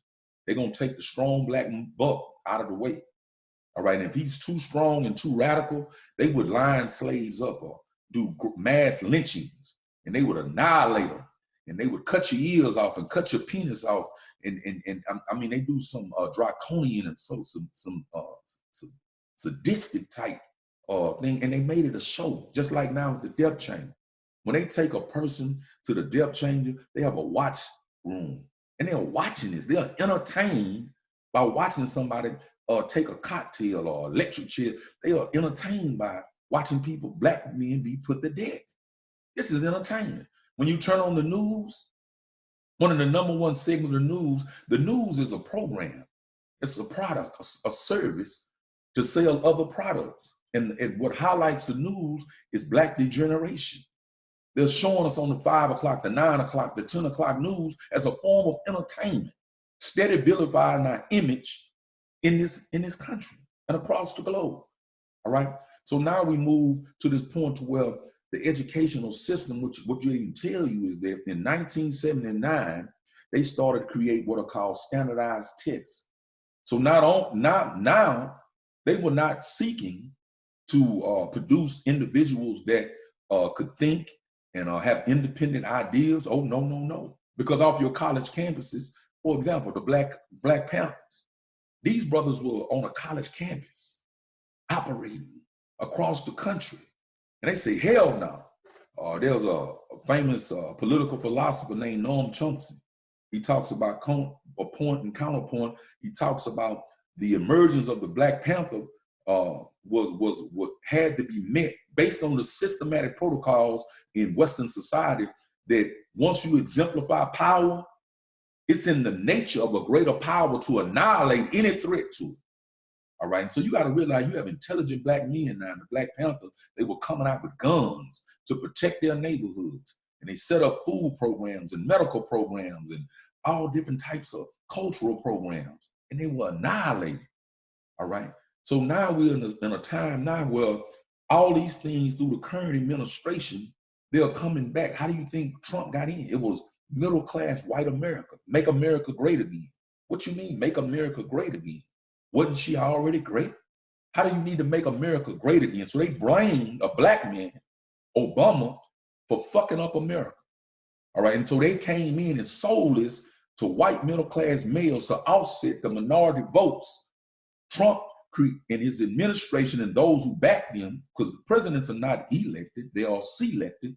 So the political party, the conservatives, created a situation where they had to create a slogan and an ideology. And this ideology sparked a bunch of bullshit on a lot of colleges, where now you had these white supremacists and racists coming and giving public forums on public institutions about how they felt about their experience dealing with the Black cultural ethic in this country. So now we get to a point now where now young Black children, males and females, have to take this standardized test. And it started in 1979. So a lot of you right now listening to this have children, all right, who have been considered special need, ADHD, high risk, and they're on the special education. And I'm gonna tell you what this was the next power grab, because now they can infuse therapists and administration of psychotropic drugs. All right. Not only were they able to label you as retarded, mentally dysfunctional, but now they was able to profit, because this is the scheme. They create a problem, and then they profit off of it. They create a boogeyman, and then they profit off of the campaign to go after the boogeyman, but they never catch the boogeyman. All right. It's just like the war on terrorism. All right. This is a war to justify the invasion of countries that are rich in natural resources. All right. And you buy into this issue of Islamic fundamentalism and Islamic radicalism. What is a fundamental Muslim? This is one of the fundamental principles of Islam, is predicated on what? Erecting not only upright and decent people, but a decent society. But because this society is ripped in corruption, pornography and perverted ideologies and nudity and crime and scandal, people don't want this, and they don't even want the Barbie in their country. So we got to listen to the play. All right. So when we start dealing, so now standardized tests come into the play. And this is where they're getting our Black boys. This is why scientific urbanism and the curriculum that we provide in a university without walls, once again, we're back to the university. In a university without walls, we're able to take these young people and put them in a curriculum that will make them what? First and foremost, establish a spiritual base. Second, a framework for dealing with a self-identity, getting a self-identity, because anything not identified does not exist. All right. So let's look at this emergence of standardized tests, and I appreciate your patience. So we're gonna go right here. All right. The historical view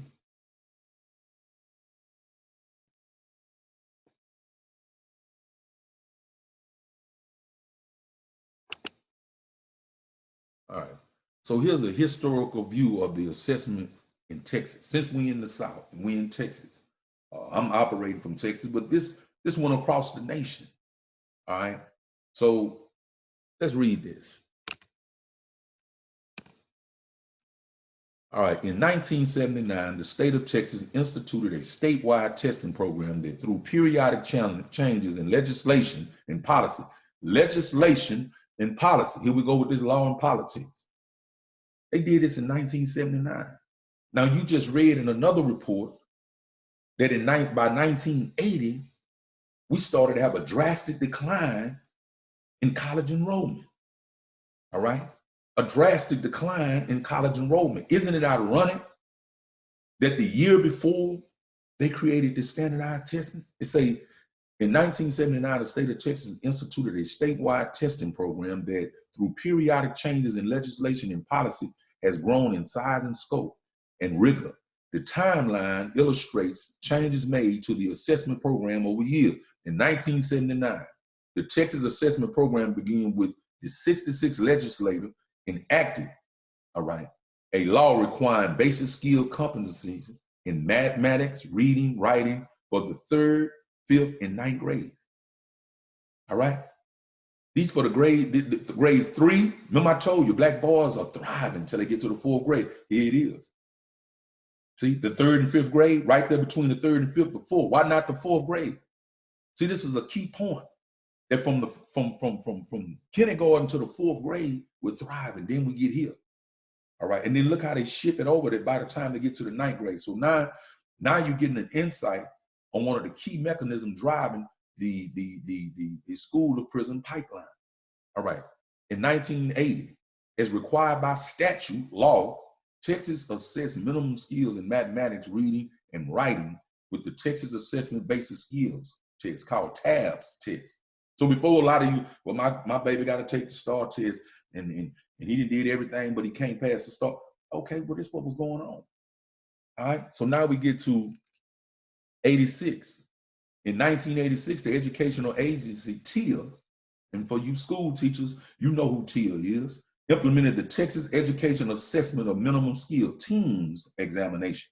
TEAMS was the first statewide assessment that students were required to pass to be eligible to receive a high school diploma. So it didn't matter what else you did in school.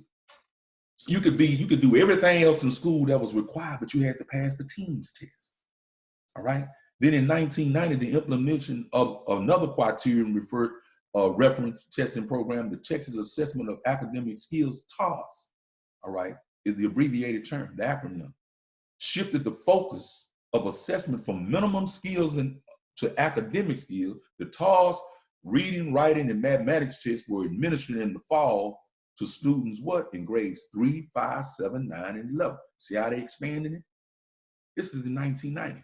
Spanish versions of the grade 3 tests were administered to eligible language learners.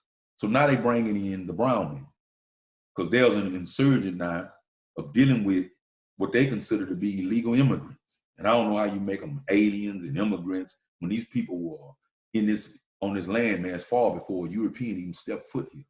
All right. So now we go up to 93. The administration of TAS was shifted to the spring, and grades and the grades and subjects assessed were reconfigured in 1993.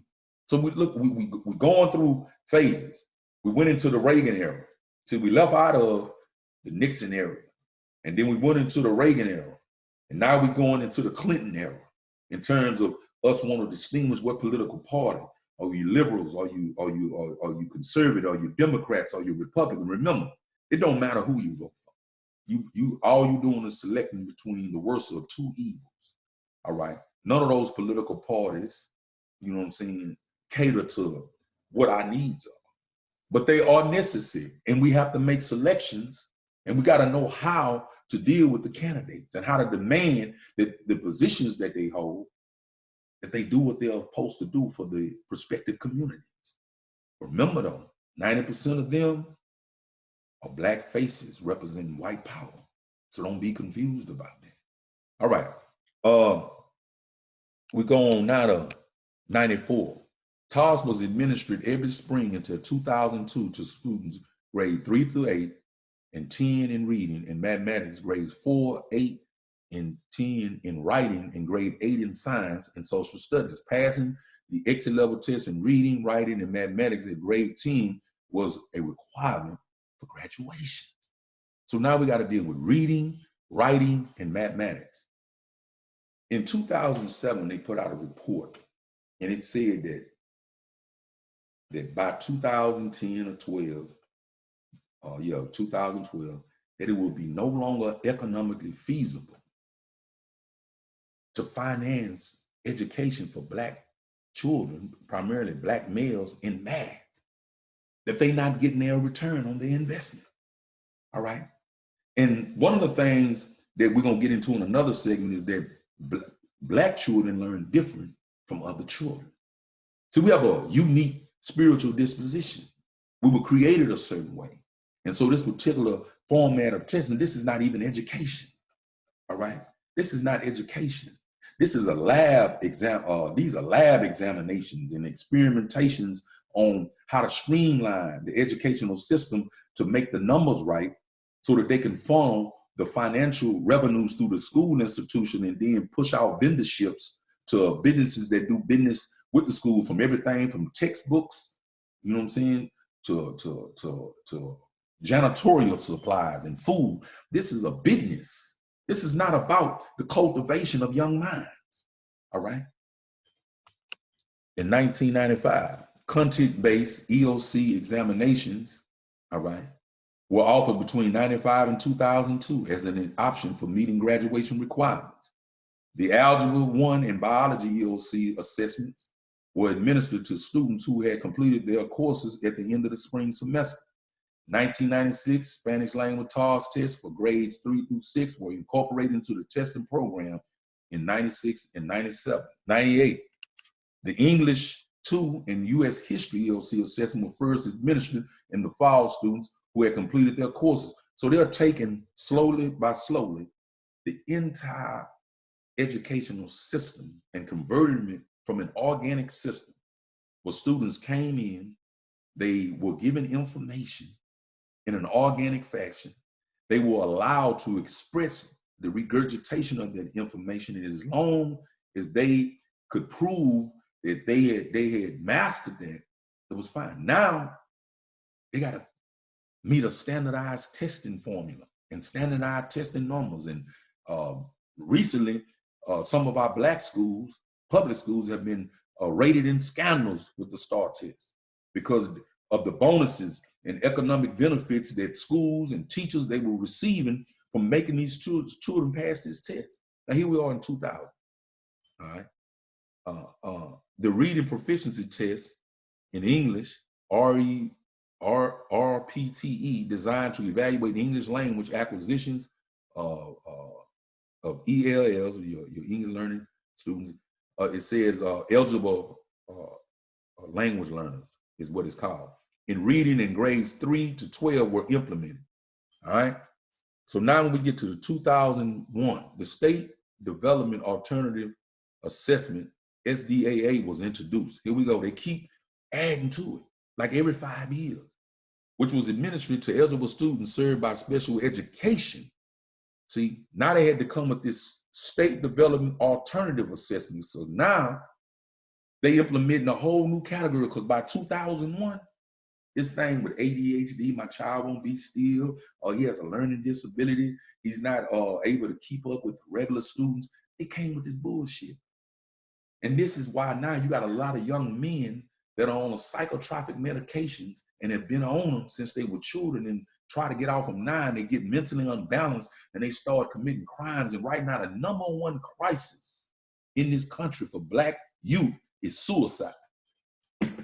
You understand it right now in 2020, all right?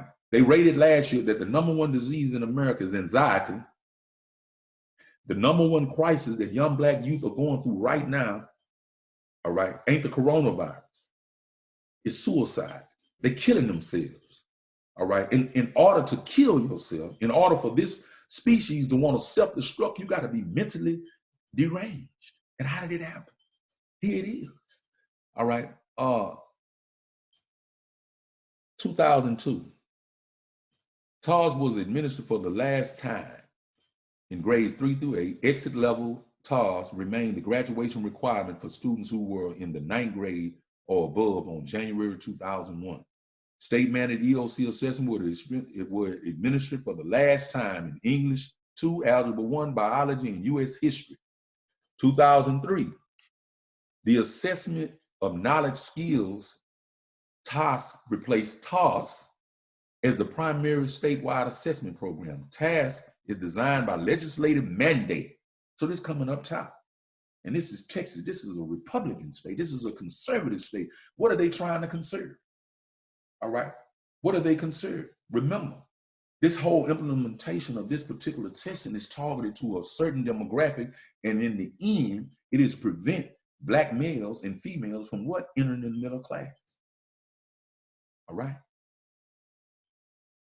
It was designed by legislative mandate to be more comprehensive than its predecessors and to measure more of the state mandated curriculum.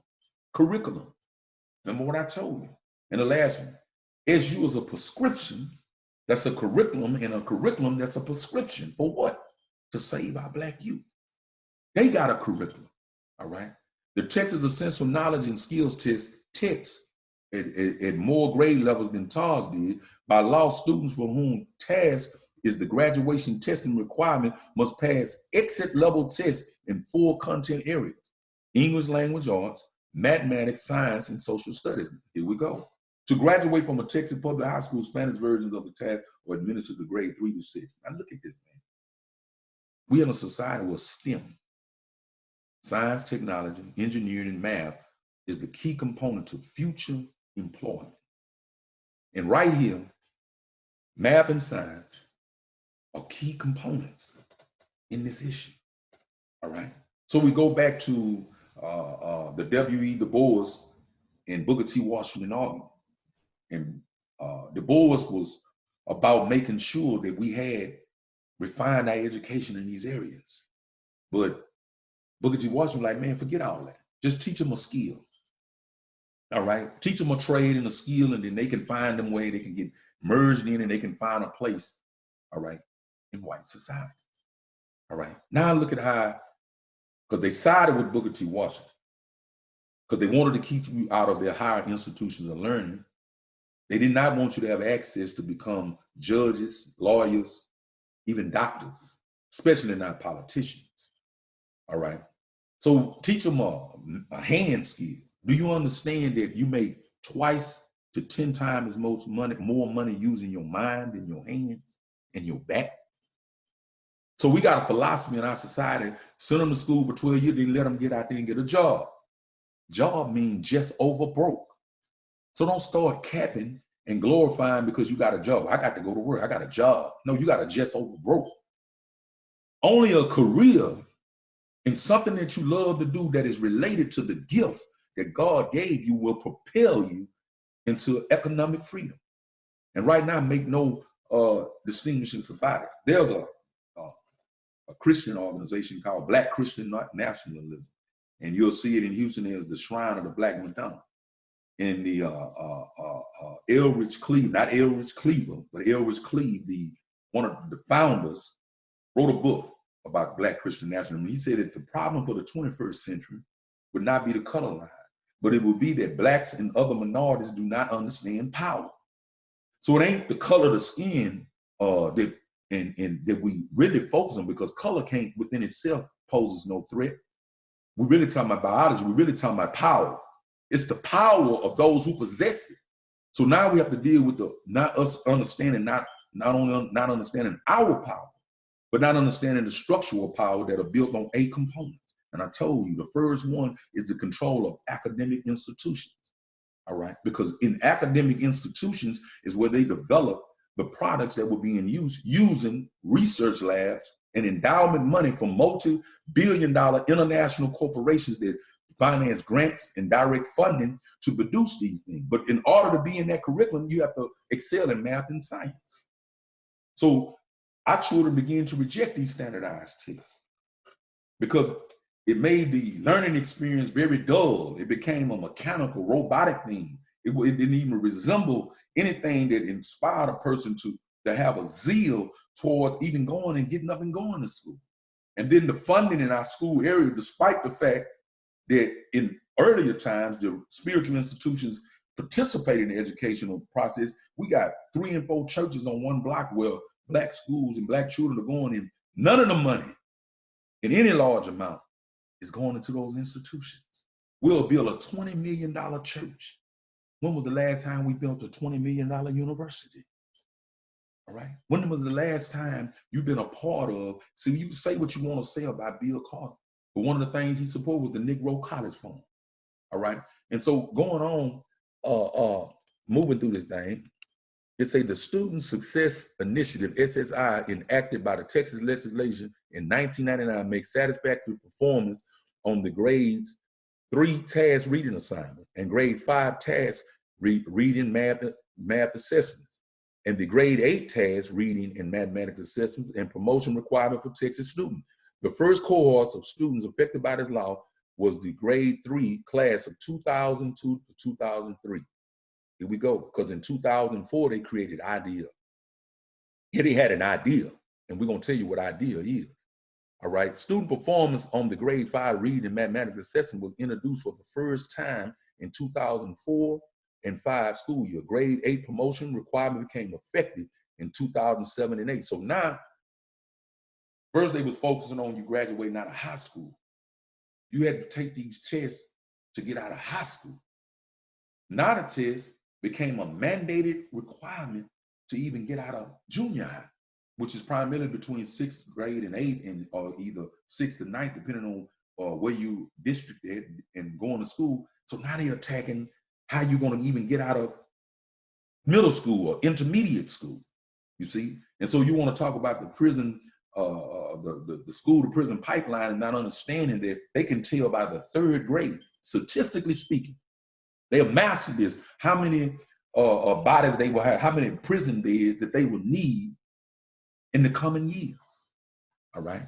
So 2004, here we is. The additional assessment of English language proficiency were implemented to fulfill requirements under the federal No Child Left Behind Act. All right. Bush Jr. No Child Left Behind Act. And y'all, it sounds good, don't it? No Child Left Behind. All right. They call it the No Child Left Behind Act. And we bought into that. And we think that's a beautiful thing. These new assessments were administered in the language domains of listening. Now, look what they didn't put into the curriculum. Listening, huh? They didn't went from school being about particular course areas, all right, to now they're making listening a part of the assessment. Speaking, your ability to communicate, your ability to listen, and writing in grades K. Now you're going all the way down to kindergarten. See, they went from high school, now we're down in kindergarten. K to 12th grade, so kindergarten to 12th grade, and in reading K to 2nd grade, together with the RPTE test for grades 3 through 12. These assessments form the Texas English Language Proficiency Assessment System, TELPAS.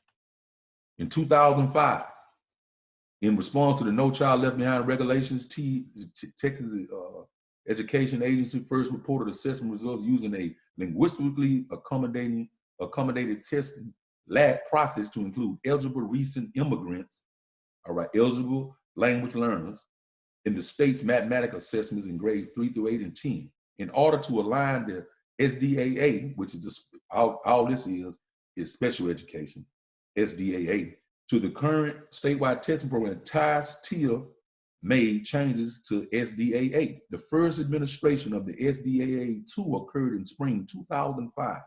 SDAA-2 offered in mathematics, English, language arts, reading, and writing was available to students enrolled grades 3 to 10 who received special education services and were instructed in the state mandated curriculum, but for whom TIAS was an inappropriate measure of their academic achievement progress. Now, in 2004, they came with a system called ID, and we're going to go into it. All right. And so we know that state development alternative assessments So this is alternative assessment. They saying that these children are not even qualified. So they've already accomplished their goal. They've already put a mechanism in place. All right. And let's get to 2006. TAS, all right, inclusive TAS was offered for the first time in 2006 for students receiving special education services. Now it's all about special education in 2006. All right, how we missed it, how we not even thinking about it. We just taking our school children, picking them up, dropping them off in school. And like I told y'all put emphasis. Boy, do your homework. Girl, have you done your homework? All right. You better not be skipping school. I better not find out that you're cutting up in class. You better have A's on your report. But all this bull call. But when it comes to our spiritual development, ain't no getting on their behind.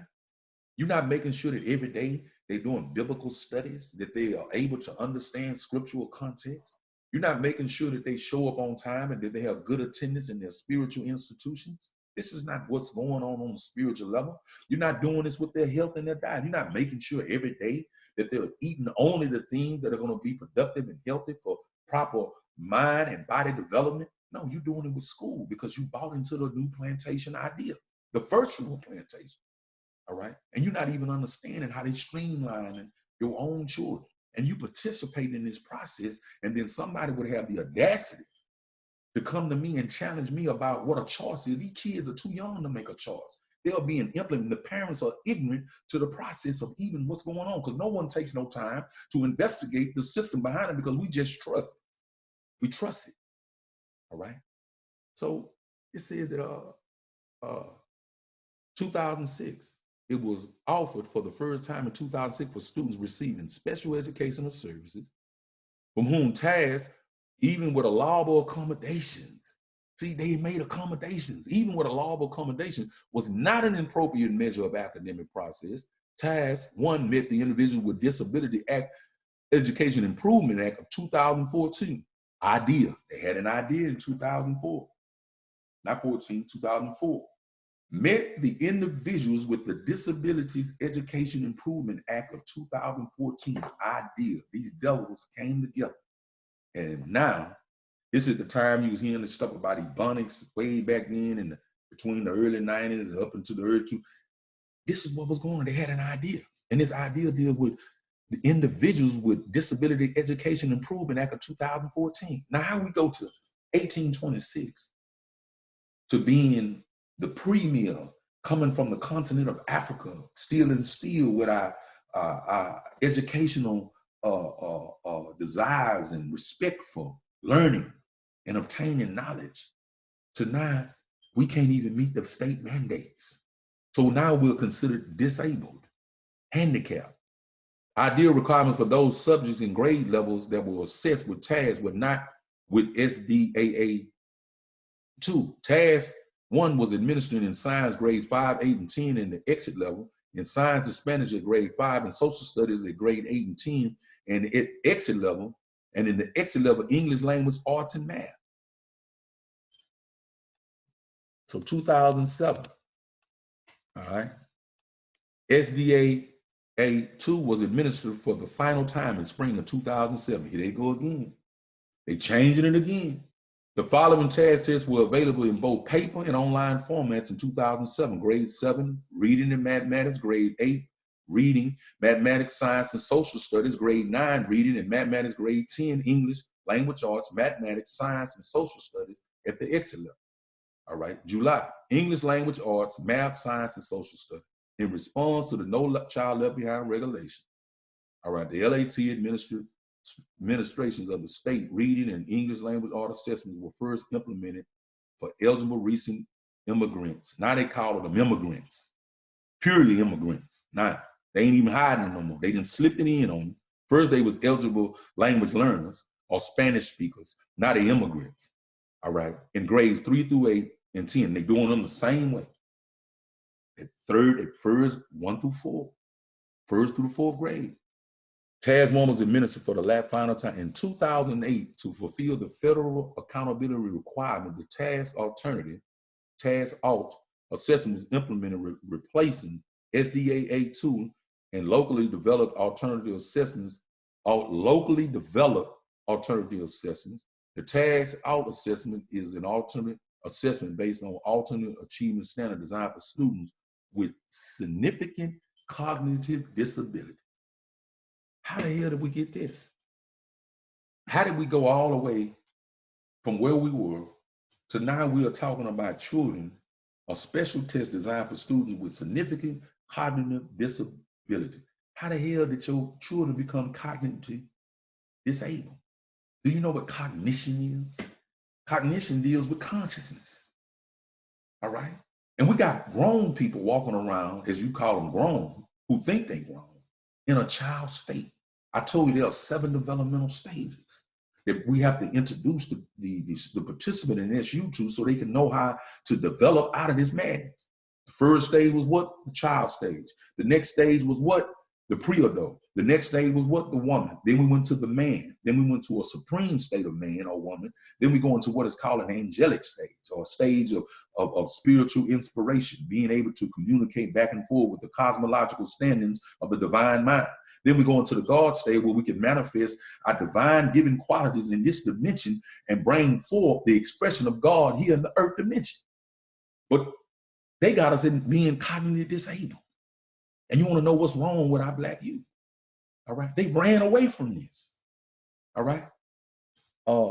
Student performance on grade 8 reading and mathematics assessment was included for the first time in 2007 to 2008 school year for the SSI requirement.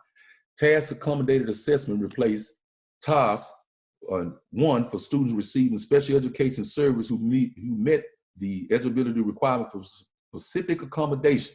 TAS accommodated is a general assessment based on the same grade level academic achievement standards as TAS, but its form includes format changes, larger font, fewer items on the page, and contains no embedded field test items.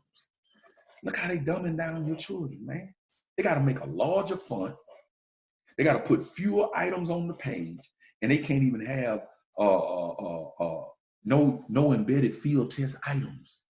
The field testing items that will prove that the individual is understanding the curriculum as they go along. Task modified assessment was administered for the first time for grades and subject to federal accountability requirement. Federal accountability requirement. So now the federal government didn't rear its head. Been there. I told you when they started the standardized test in 79, it was a universal thing. He was doing it across the states. Now the federal government, see, here we go. The federal government now have put these mandates. They have to be certain standards now. So they have centralized this process, all right, of mechanical brainwashing amongst our youth, all right. TAS-M is an alternative assessment based on modified academic achievement standard designed for students receiving special education service who meet participation requirements. In response, the No Child Left Behind regulation, LAT administration of the state science assessment were first implemented for eligible recent immigrant EELs in grades 5, 8, and 10. Revised tail-pass reading tests were first administered for grades 2 to 12 to more fully address No Child Left Behind goals for assessing English language proficiency. Tail-pass is designed to be administered as an online testing program. Now they're bringing them to the internet. 2009, and we're gonna stop. TAS-M assessment was administered for all grades and subjects, while exit level TAS was administered for the final time. And then we moved in, after 2009, we moved into what is called the era of the new STAR testing. By 2000, we started getting around 2012. So let's deal with this idea that they had, because I told you they had an idea, all right? They had an idea. Download essentials, special education. Here it is right here. UnderstandingSpecialEducation.com. That's where you want to go. You want to go and look at it. It's got everything you need. UnderstandingSpecialEducation.com. All right. And then we're going to be getting out of here, y'all. I'm going to wrap it up. We got a few things we need to cover pertaining to the platform, but we need to deal with this special education because here's the issue with our children.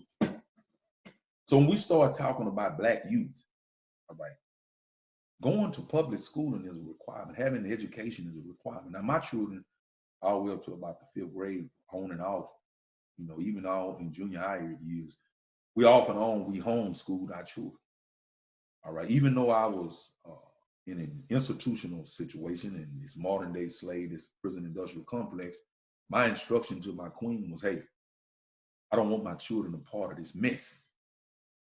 Lo and behold, they still wiggle in later years due to the duration of my tour of duty in these particular type situations. Well, they still got affected, so to speak. But this situation should be at a point to where we, like them white folks just went inside, they storming these capitals about they're being confined and having to deal with coronavirus and all this bullshit. The development of our young minds should be a crisis, because this is a crisis. All right, because most of you out there listening to me don't understand that 60 to 70% of young black males, by the time they get to high school, will be a part of a special educational program and will be under some form of therapeutic mandate on a clinical level to be taking medication. All right. And so medication alters the mind. So when you're looking at commercials and you see that they administer, they say that the medication cures this, but then it has 15 side effects, causes dizziness, spells, and diarrhea. And you don't look at the fine print, but the devil's in the fine print. So now when we start talking about the state of our children, well, the problem with your children, sisters and brothers, is that y'all got them in this bullshit educational system. All right. And they have to be re-educated in a new system. All right. So this is the determining special educational eligibility. And I'm going to enlarge it just a little bit for you. It say the special educational eligibility is bound by idea. All right. And if we click here,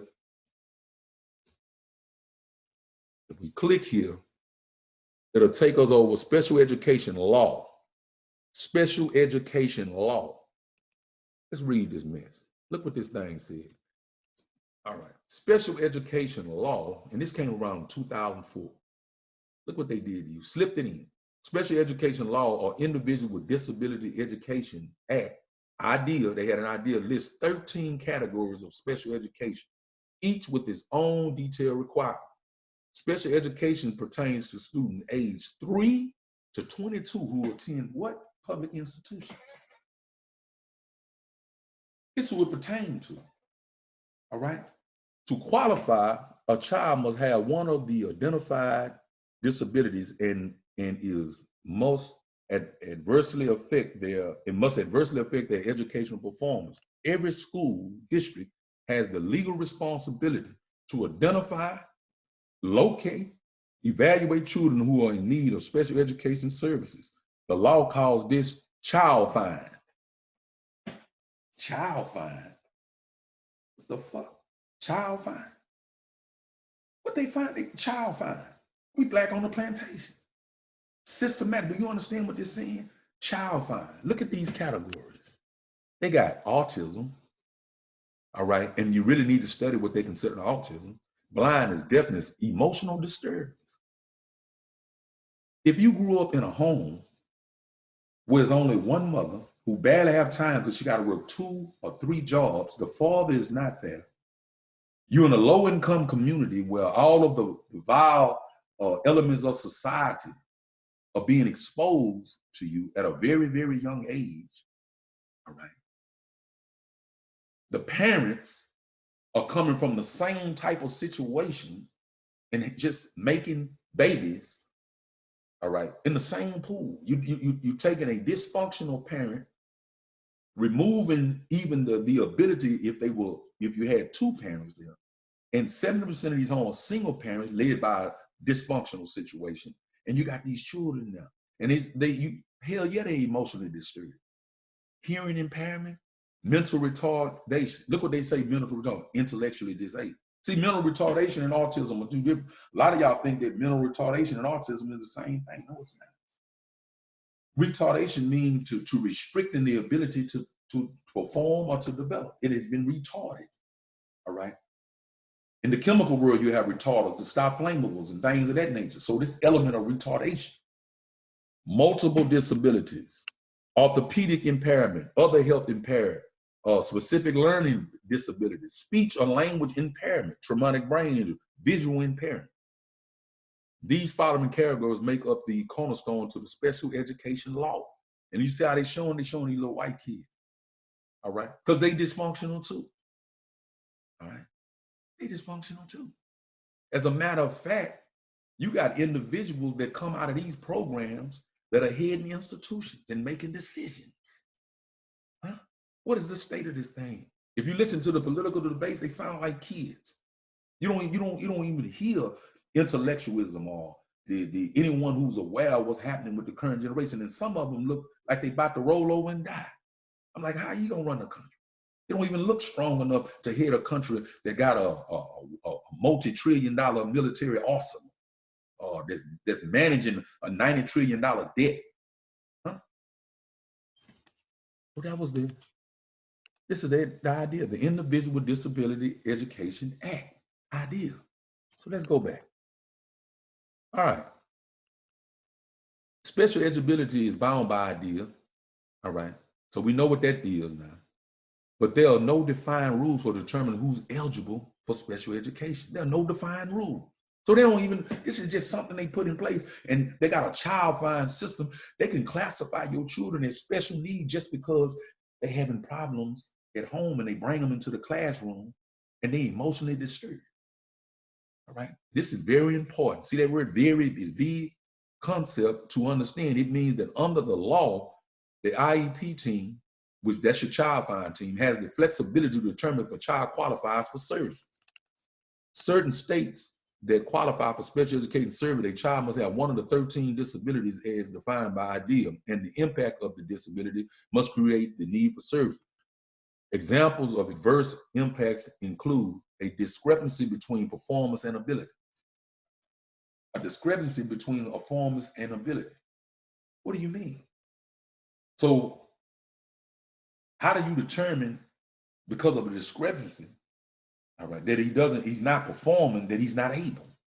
See, they say there's a discrepancy between performance and ability. So just because I don't perform well today, don't mean I don't have the ability tomorrow. But if you fuck up today, and an IEP team diagnose you through a child find system, you could be considered special ed now. Limited progress or deficiency in cognitive area. I told you about cognitive consciousness. Evidence of emotional behavioral disturbances. So if a child comes to school and got emotional disturbance, now they need special education. Problems with fine gross motor skills. Do you understand? Fine gross motor skills. They trying to say it don't even look like his brain working. Huh?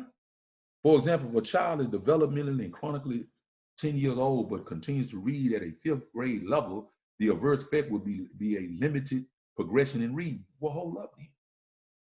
If you read the rules for the syndicated press, most syndicated press related writings, like your newspaper, a lot of your TV broadcasts are put on a 8th and 9th grade level.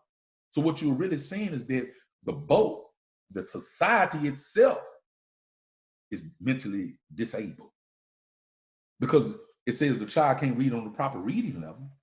All right, most of us do not have a collegiate level of vocabulary. Most people, if you told a person, write down 400 words and take out curse words and slang words and prepositions and conjunctions and pronouns and just create words, they couldn't do it. They're not even reading on the proper level for the ages that they are. So are they disabled? This is what they say. A statistical breakdown from 2007 showed the percentage of children in each of the 13 categories of special education. Look at these percentages. Learning disability is 44.6%. Look at that. They have a disability in learning. And then they qualify you because you having a performance between performance and ability. Now you have a disability in learning, you are qualified for special education. And guess what they do? The first thing they do is Medicaid. Medicaid. All right. And what these children need is love. See, what these children need is a spiritual injection of love, and that the spiritual institutions and the educational institutions should not be working separate as separate institutions. But I told you, they separate pillars. Remember what I told you? Religion is a whole nother pillar. See? Law, politics, economics, science, and technology, which would be education, and religion. They separate. They should be together. In an African-centered cosmological communal type situation, it's all in one. You don't separate it. And when you go into what you call Egypt, which is ancient Kemet, when you get into this particular situation, at the second, in what you would consider a second grader now, all right, our children at that age were already at the level of what you consider damn near a high school student on an academic level. So imagine a 6-year-old, a 7-year-old on a collegiate level. Do you understand it? This was our natural scholastic degree. And you can do all kind of studies you want. We can go into a debate, a issue on that. I told you I don't like debate, but if you bring that mess, we have to address it. All right? We have to address this stuff. All right? I don't want to get into it, but we have to bring facts. This is what they're dealing with our children. So now, with that being said, with regards to ADHD and autism spectrum disorders, IDEA allows school districts to add classifications at their discretion. Did you hear what I said, man? They can't diagnose ADHD. It don't exist. They're not paying attention because there are other things going on in the mind. And once you lock in and key in on that particular element, they'll pay attention. See, long as they're interested, because they can sit in front of a video game for hours. They can look at cartoons on TV and listen to music for hours. But when you try to put them in this, they have rebelled. Remember I told you, we're at a point now, it's either going to be rebellion or extinction. They have ran away from the plantation. And the slave master is trying to gather up the slaves and put them back on the plantation. And if he can't do it one way, he'll murder you wholesale. And that's what's happening right now. See, that's what's happening right now. We're being murdered wholesale. All right. And so I don't want to go too deep, but we're just going to finish this up. It say this means that if a disorder is severe, the IET team can determine that a child meets special education service. Many districts use other help impaired category for special types of situations. If your child performance is not hindered by their disability, they may not qualify for service, even if they have one of the 13 disabilities. All right, but that's what they want to put out there. All right, so now we through with that. Let's get this off the screen. Let's stop this here. All right, let's get that off the screen. All right, now I had another question came to me, and this guy asked me. He said, "D. Simmons." He said, "What makes you?" He said, "What makes you believe your method is more effective than other programs already out?" All right, these young people have their own mind, and they're gonna do their own thing. Well, I told you, when the children leave the educational platforms, when they leave the home platforms, they go to the streets. All right. So they bought into the street culture, and street has become their area of freedom. So remember we said Black youth, gifted, free, and dangerous. So when they leave the education arena and when they step outside of the home and they enter the streets, they have to survive. They're gonna need food, they're gonna need shelter, they're gonna need clothing, they're gonna need a mode of transportation. They seeking independence, and they damn sure seeking money. So when you see these rap videos and you see these youngsters holding up big wads of money, all right, driving European cars and doing things that only their parents wish they could do. That trend that is in motion is a sign of biblical prophecy, scripture. You know what I'm saying? This particular gentleman, when you see him wearing the dreadlocks, as you call them, I don't like the term dreadlocks, but when you see the locks in the hair, you see this now they're starting to express their cultural identity, and they don't even know why they're doing it. Because God is signaling internally a change of tides. So when you start saying that, well, what makes me think we're going to be affected? We've already been affected. I told you that I don't want to call any names, but I've started to hear from them. It's brothers. I see brothers are, you know, when a man starts a mission, a lot of times he don't understand people around the man when he starts the mission. Listen to this close. you start a mission, the first thing that the enemy, what you call devil or Satan, the aggressive force in nature that forces one to have to qualify to proceed on, what you call the devil, comes and attacks that leader, attacks him mentally, attacks him spiritually, attacks him socially, all right?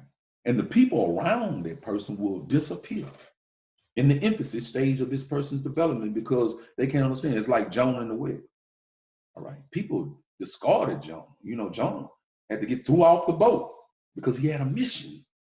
And chaos was created around Jonah, all right? When you start looking at even the man that you call Jesus, all right, he didn't find any comfort with the people that knew him. They wanted to murder him. As a matter of fact, his own people, according to scripture, did murder him, did a lot. Good go to Pontius Pilate and say, no, we want him dead. Same thing in Islam. It was the family and the people that had known Prophet Muhammad Sallallahu Alaihi Wasallam his whole life who sought to have him murdered. And when you get into the Buddha, when you get into Zoroaster, when you get all the way back to Imhotep, when you start talking about the Comedian schools of the house of Pharaoh was invaded, and it was the people that attacked the leader. So when you start talking about how I know the curriculum gonna work, I told you, people have, even before we left the penal institution, we formed an organization. Our organization received a grant from Enterprise Rent-A-Car. When I was being able to be released from the institution, I came home, we were already qualified for grants. Organization had nonprofit status and everything. We had authored many books, and we had been successful in resurrecting the minds of young people in the institution. All right, and so if I can go in the belly of the beast, all right, and deal with people that have been convicted to murder and burglary and arson and drug offenses and all kind of other offenses, and these individuals can bloom and become extraordinary individuals in a society that's pitted against them, because now their rights have been damaged. All right. And they can excel better than the people out here would. Then, sir, Mr. D. Simmons, your question and answer, we have been already affected. And I told you, we OGs. Thugs to us is a beautiful thing. The house of universal ghetto soldiers. The house of universal ghetto soldiers. That's what thugs is to us. When we came with this work, the Thug Bible, that's right, which led to this work, which you should read both. We was able to take the concept, Tupac Shakur, who was the God and the serpent in terms of the scientific urbanism platform. We use the attributes of Tupac in his exception and development, because he stands as the symbol, all right, of thug life for the modern world. Just like Jordan did with the basketball game. All players that followed emulated Jordan's style in one form or another, like Michael Jackson done with the music and entertainment. So when we start talking about street life, we got to start talking about there was a accumulation. Now, Pac studied 17 masters, everybody from Rakim to LL Cool J and many other artists that were pioneers in the hip hop culture. But one of the things he took with Thug was this concept that when the white Aryans invaded India, ancient India, which was the Indus Harappa Valley, a thriving civilization who had gold streets, gold faucets on the tubs, had running water in the system. Was a beautiful people that were populated by people called the Dravidian that was so black, they were considered to be blue-black. That's why you see the god Krishna is a blue god. That's Hindu, that's racism. Krishna is not blue. All right, Krishna comes from the word Christ, which means black. But anyway, these Europeans had to encounter a group of people called the Thaganani in the Hindi word. The Thaganani were the rebels who refused to be colonized under a caste system as these devils started to invade India, as you call it. All right. And they went into the mountain and they never was conquered. They were outlaws. So Pac said that he had to operate outside of the law. This is what I'm trying to tell you. We're outlaws. We have to operate outside of the law because this is war. All right, so the term Thaganani was perverted and they were called thags because of the European tongue. It was reversed to thugs. You know how the white folks talk. You see them down here in the South. in terms of proper pronunciation of language, and because they're not the authenticators of language. English is only 750 years old. Back in the 1300s, 80% of Europe was illiterate. If you wasn't a religious person or a noble, if you was a woman or a serf or what they call a slave, you couldn't even legally read and write. So they just learned to read. And this English is a Lower Western German dialect. So it stems from a Germanian language, which was a Slavic and Teutonic term, and most of the words are rooted in Greek and Roman. So you don't study etymology, which would be the origin of words. These motherfuckers barely can talk.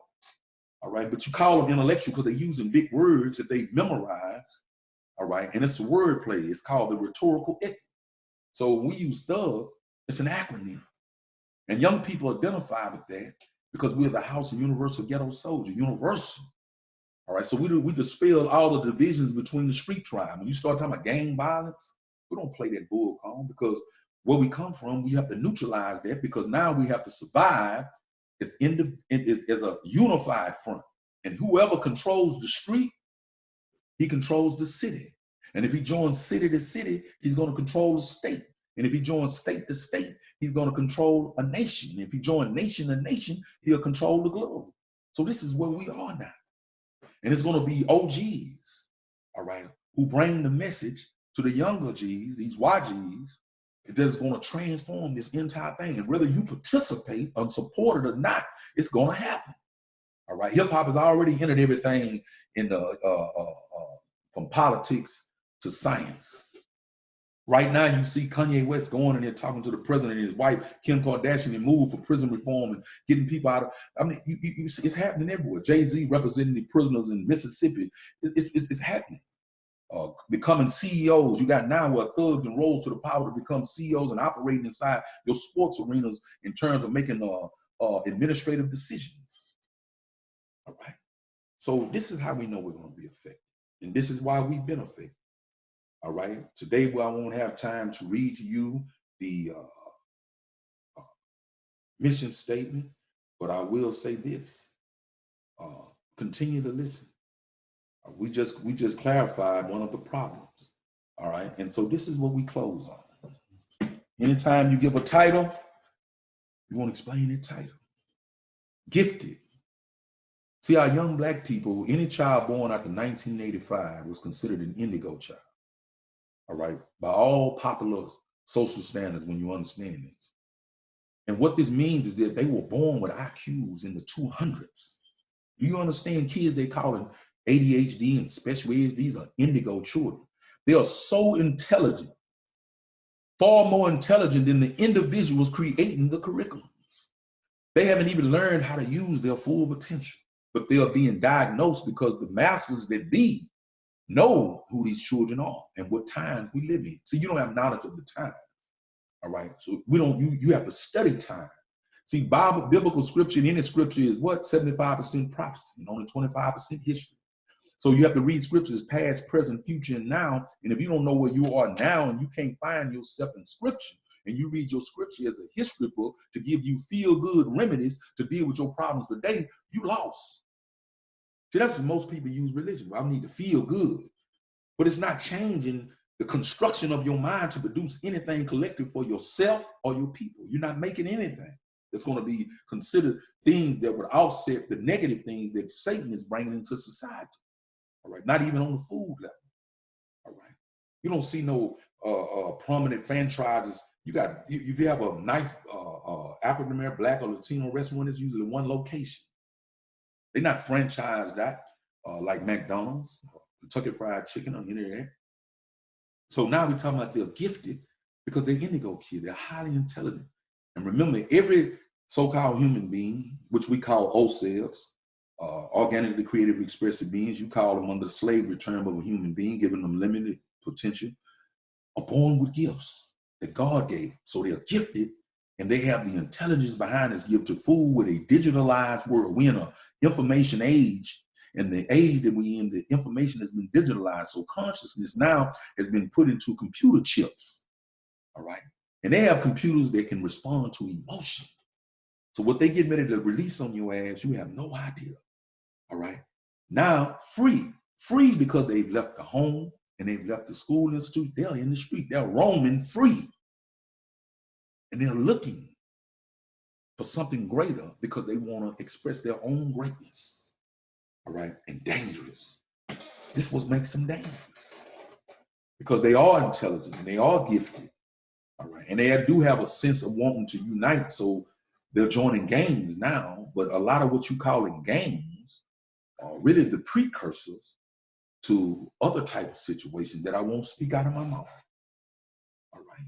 So since the system has gained up on them, they found it necessary for their own protection and survival to join these street tribes. And you will not be successful trying to hinder this. That is over. If you using any tactics that come from anything that was developed in 98 and before, you're going to be using it. If you're trying to use anything now that the system is putting out, you're not going to be successful either. So I have a comrade, and they create these organizations. Some of them, those that have borrowed, some of them have stole from us, and they trying to meet the standard of the institution so that they can receive the grant funding. That amazes me. That we will turn into a new type of creatures just to appeal to the institution to get through red tape so we can get grant funding. So we buy into the same game, not understanding once they regulate and mandate your organization, they control you. All right. They control you to a degree when all you have to do is provide something to the people that has value.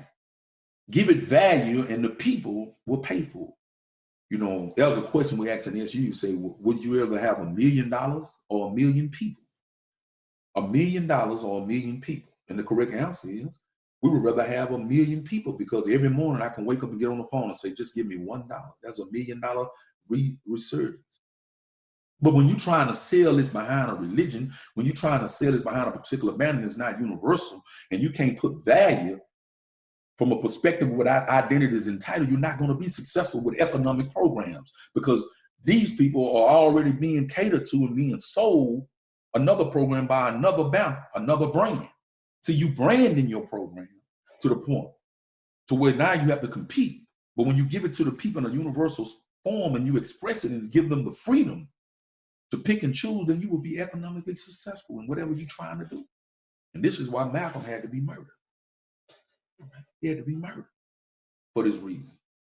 Because once you start to remove the branding off the warrior, see, when you move the branding off the warrior, all right, now you get a new kind of creature. There was a movie called The Matrix. See, and when you free the mind and you show the mind that there are no limitations, all right, there are no limitations, then you become dangerous. And that's why these youngsters are dangerous, but they're in trouble because the machine knows that they exist. And this is why we operate underground, all right? Because we know that our own people are going to reach out from there, especially from their religious positions, and attack with no scholastic review. And when you start studying these so-called religious bases and get into the core of them, which we might have to do, you're going to find some things that's going to hurt your feelings. We get into the message. We study the men. We know that these were ordinary men with extraordinary missions who had relationships with the universal power of nature. And so in closing, we ask you to subscribe, make sure that you send people to the page, and that you continue to tune in, and may God bless you and your family. And if you have a young child and you want to reach out to us, feel free to do so. All right, feel free to reach out. Once the website is done, we'll start gravitating in that area. To all you brothers who are steady sending in videos, we're going to use all of this information. But once again, you got some heavy hitters out there, all right, on they're in the naysayers group. See, most of the time when a new message comes, the first thing you're doing is totally rejected. It's despised. All right, then it gets to a point to where it's respected. They started tolerating and respecting, and then it gets to a point where it's adored, and only a certain type of one who has a certain type of training can do it. And make no mistake about this. It is only through our failures, the times that we fall down on our ass and get back up, that qualifies us for character. If you ain't never been through shit, don't talk that shit about how successful and what you are, because you've been behind a systematic blanket and probably working on a job, all right? And probably don't understand the simplest functions of the economic system, all right? Political system. It's probably limited in your spiritual system. Probably couldn't even quote the names in the Bible. So young Christian, when you ask them the name of, well, I don't know, a certain book, can't arrange where they arranged it. Don't know the historical dates and the time that these things took place in scripture, cannot correlate them to the present. Same thing with brothers reading the Quran. All right. You got a lot of people that wear the Islamic banner as a term of being a social control to modify their behavior, because let loose, they would turn into wild animals and beasts. So now they use it as a banner, but still operating in the systematic function of the devil's empire. All right. So be very careful. All right. Our remedy is going to be socio-economic. All right. Socio-economic, guided by universal spiritual principles. This is how we're going to fix this thing. And it's going to start with a curriculum, because they've been shooting the curriculum, and they're shooting the curriculum at your children. And by the time your child gets to the 3rd grade, they're diagnosing your children as special needs. Right? There's no intention on them graduating. I pray God bless you. And remember, push the subscribe button. Share this video with at least 10 to 20 people. Sit down, have watch parties. You have my permission to reshore it. All right. And we'll get back at you. Peace, fam.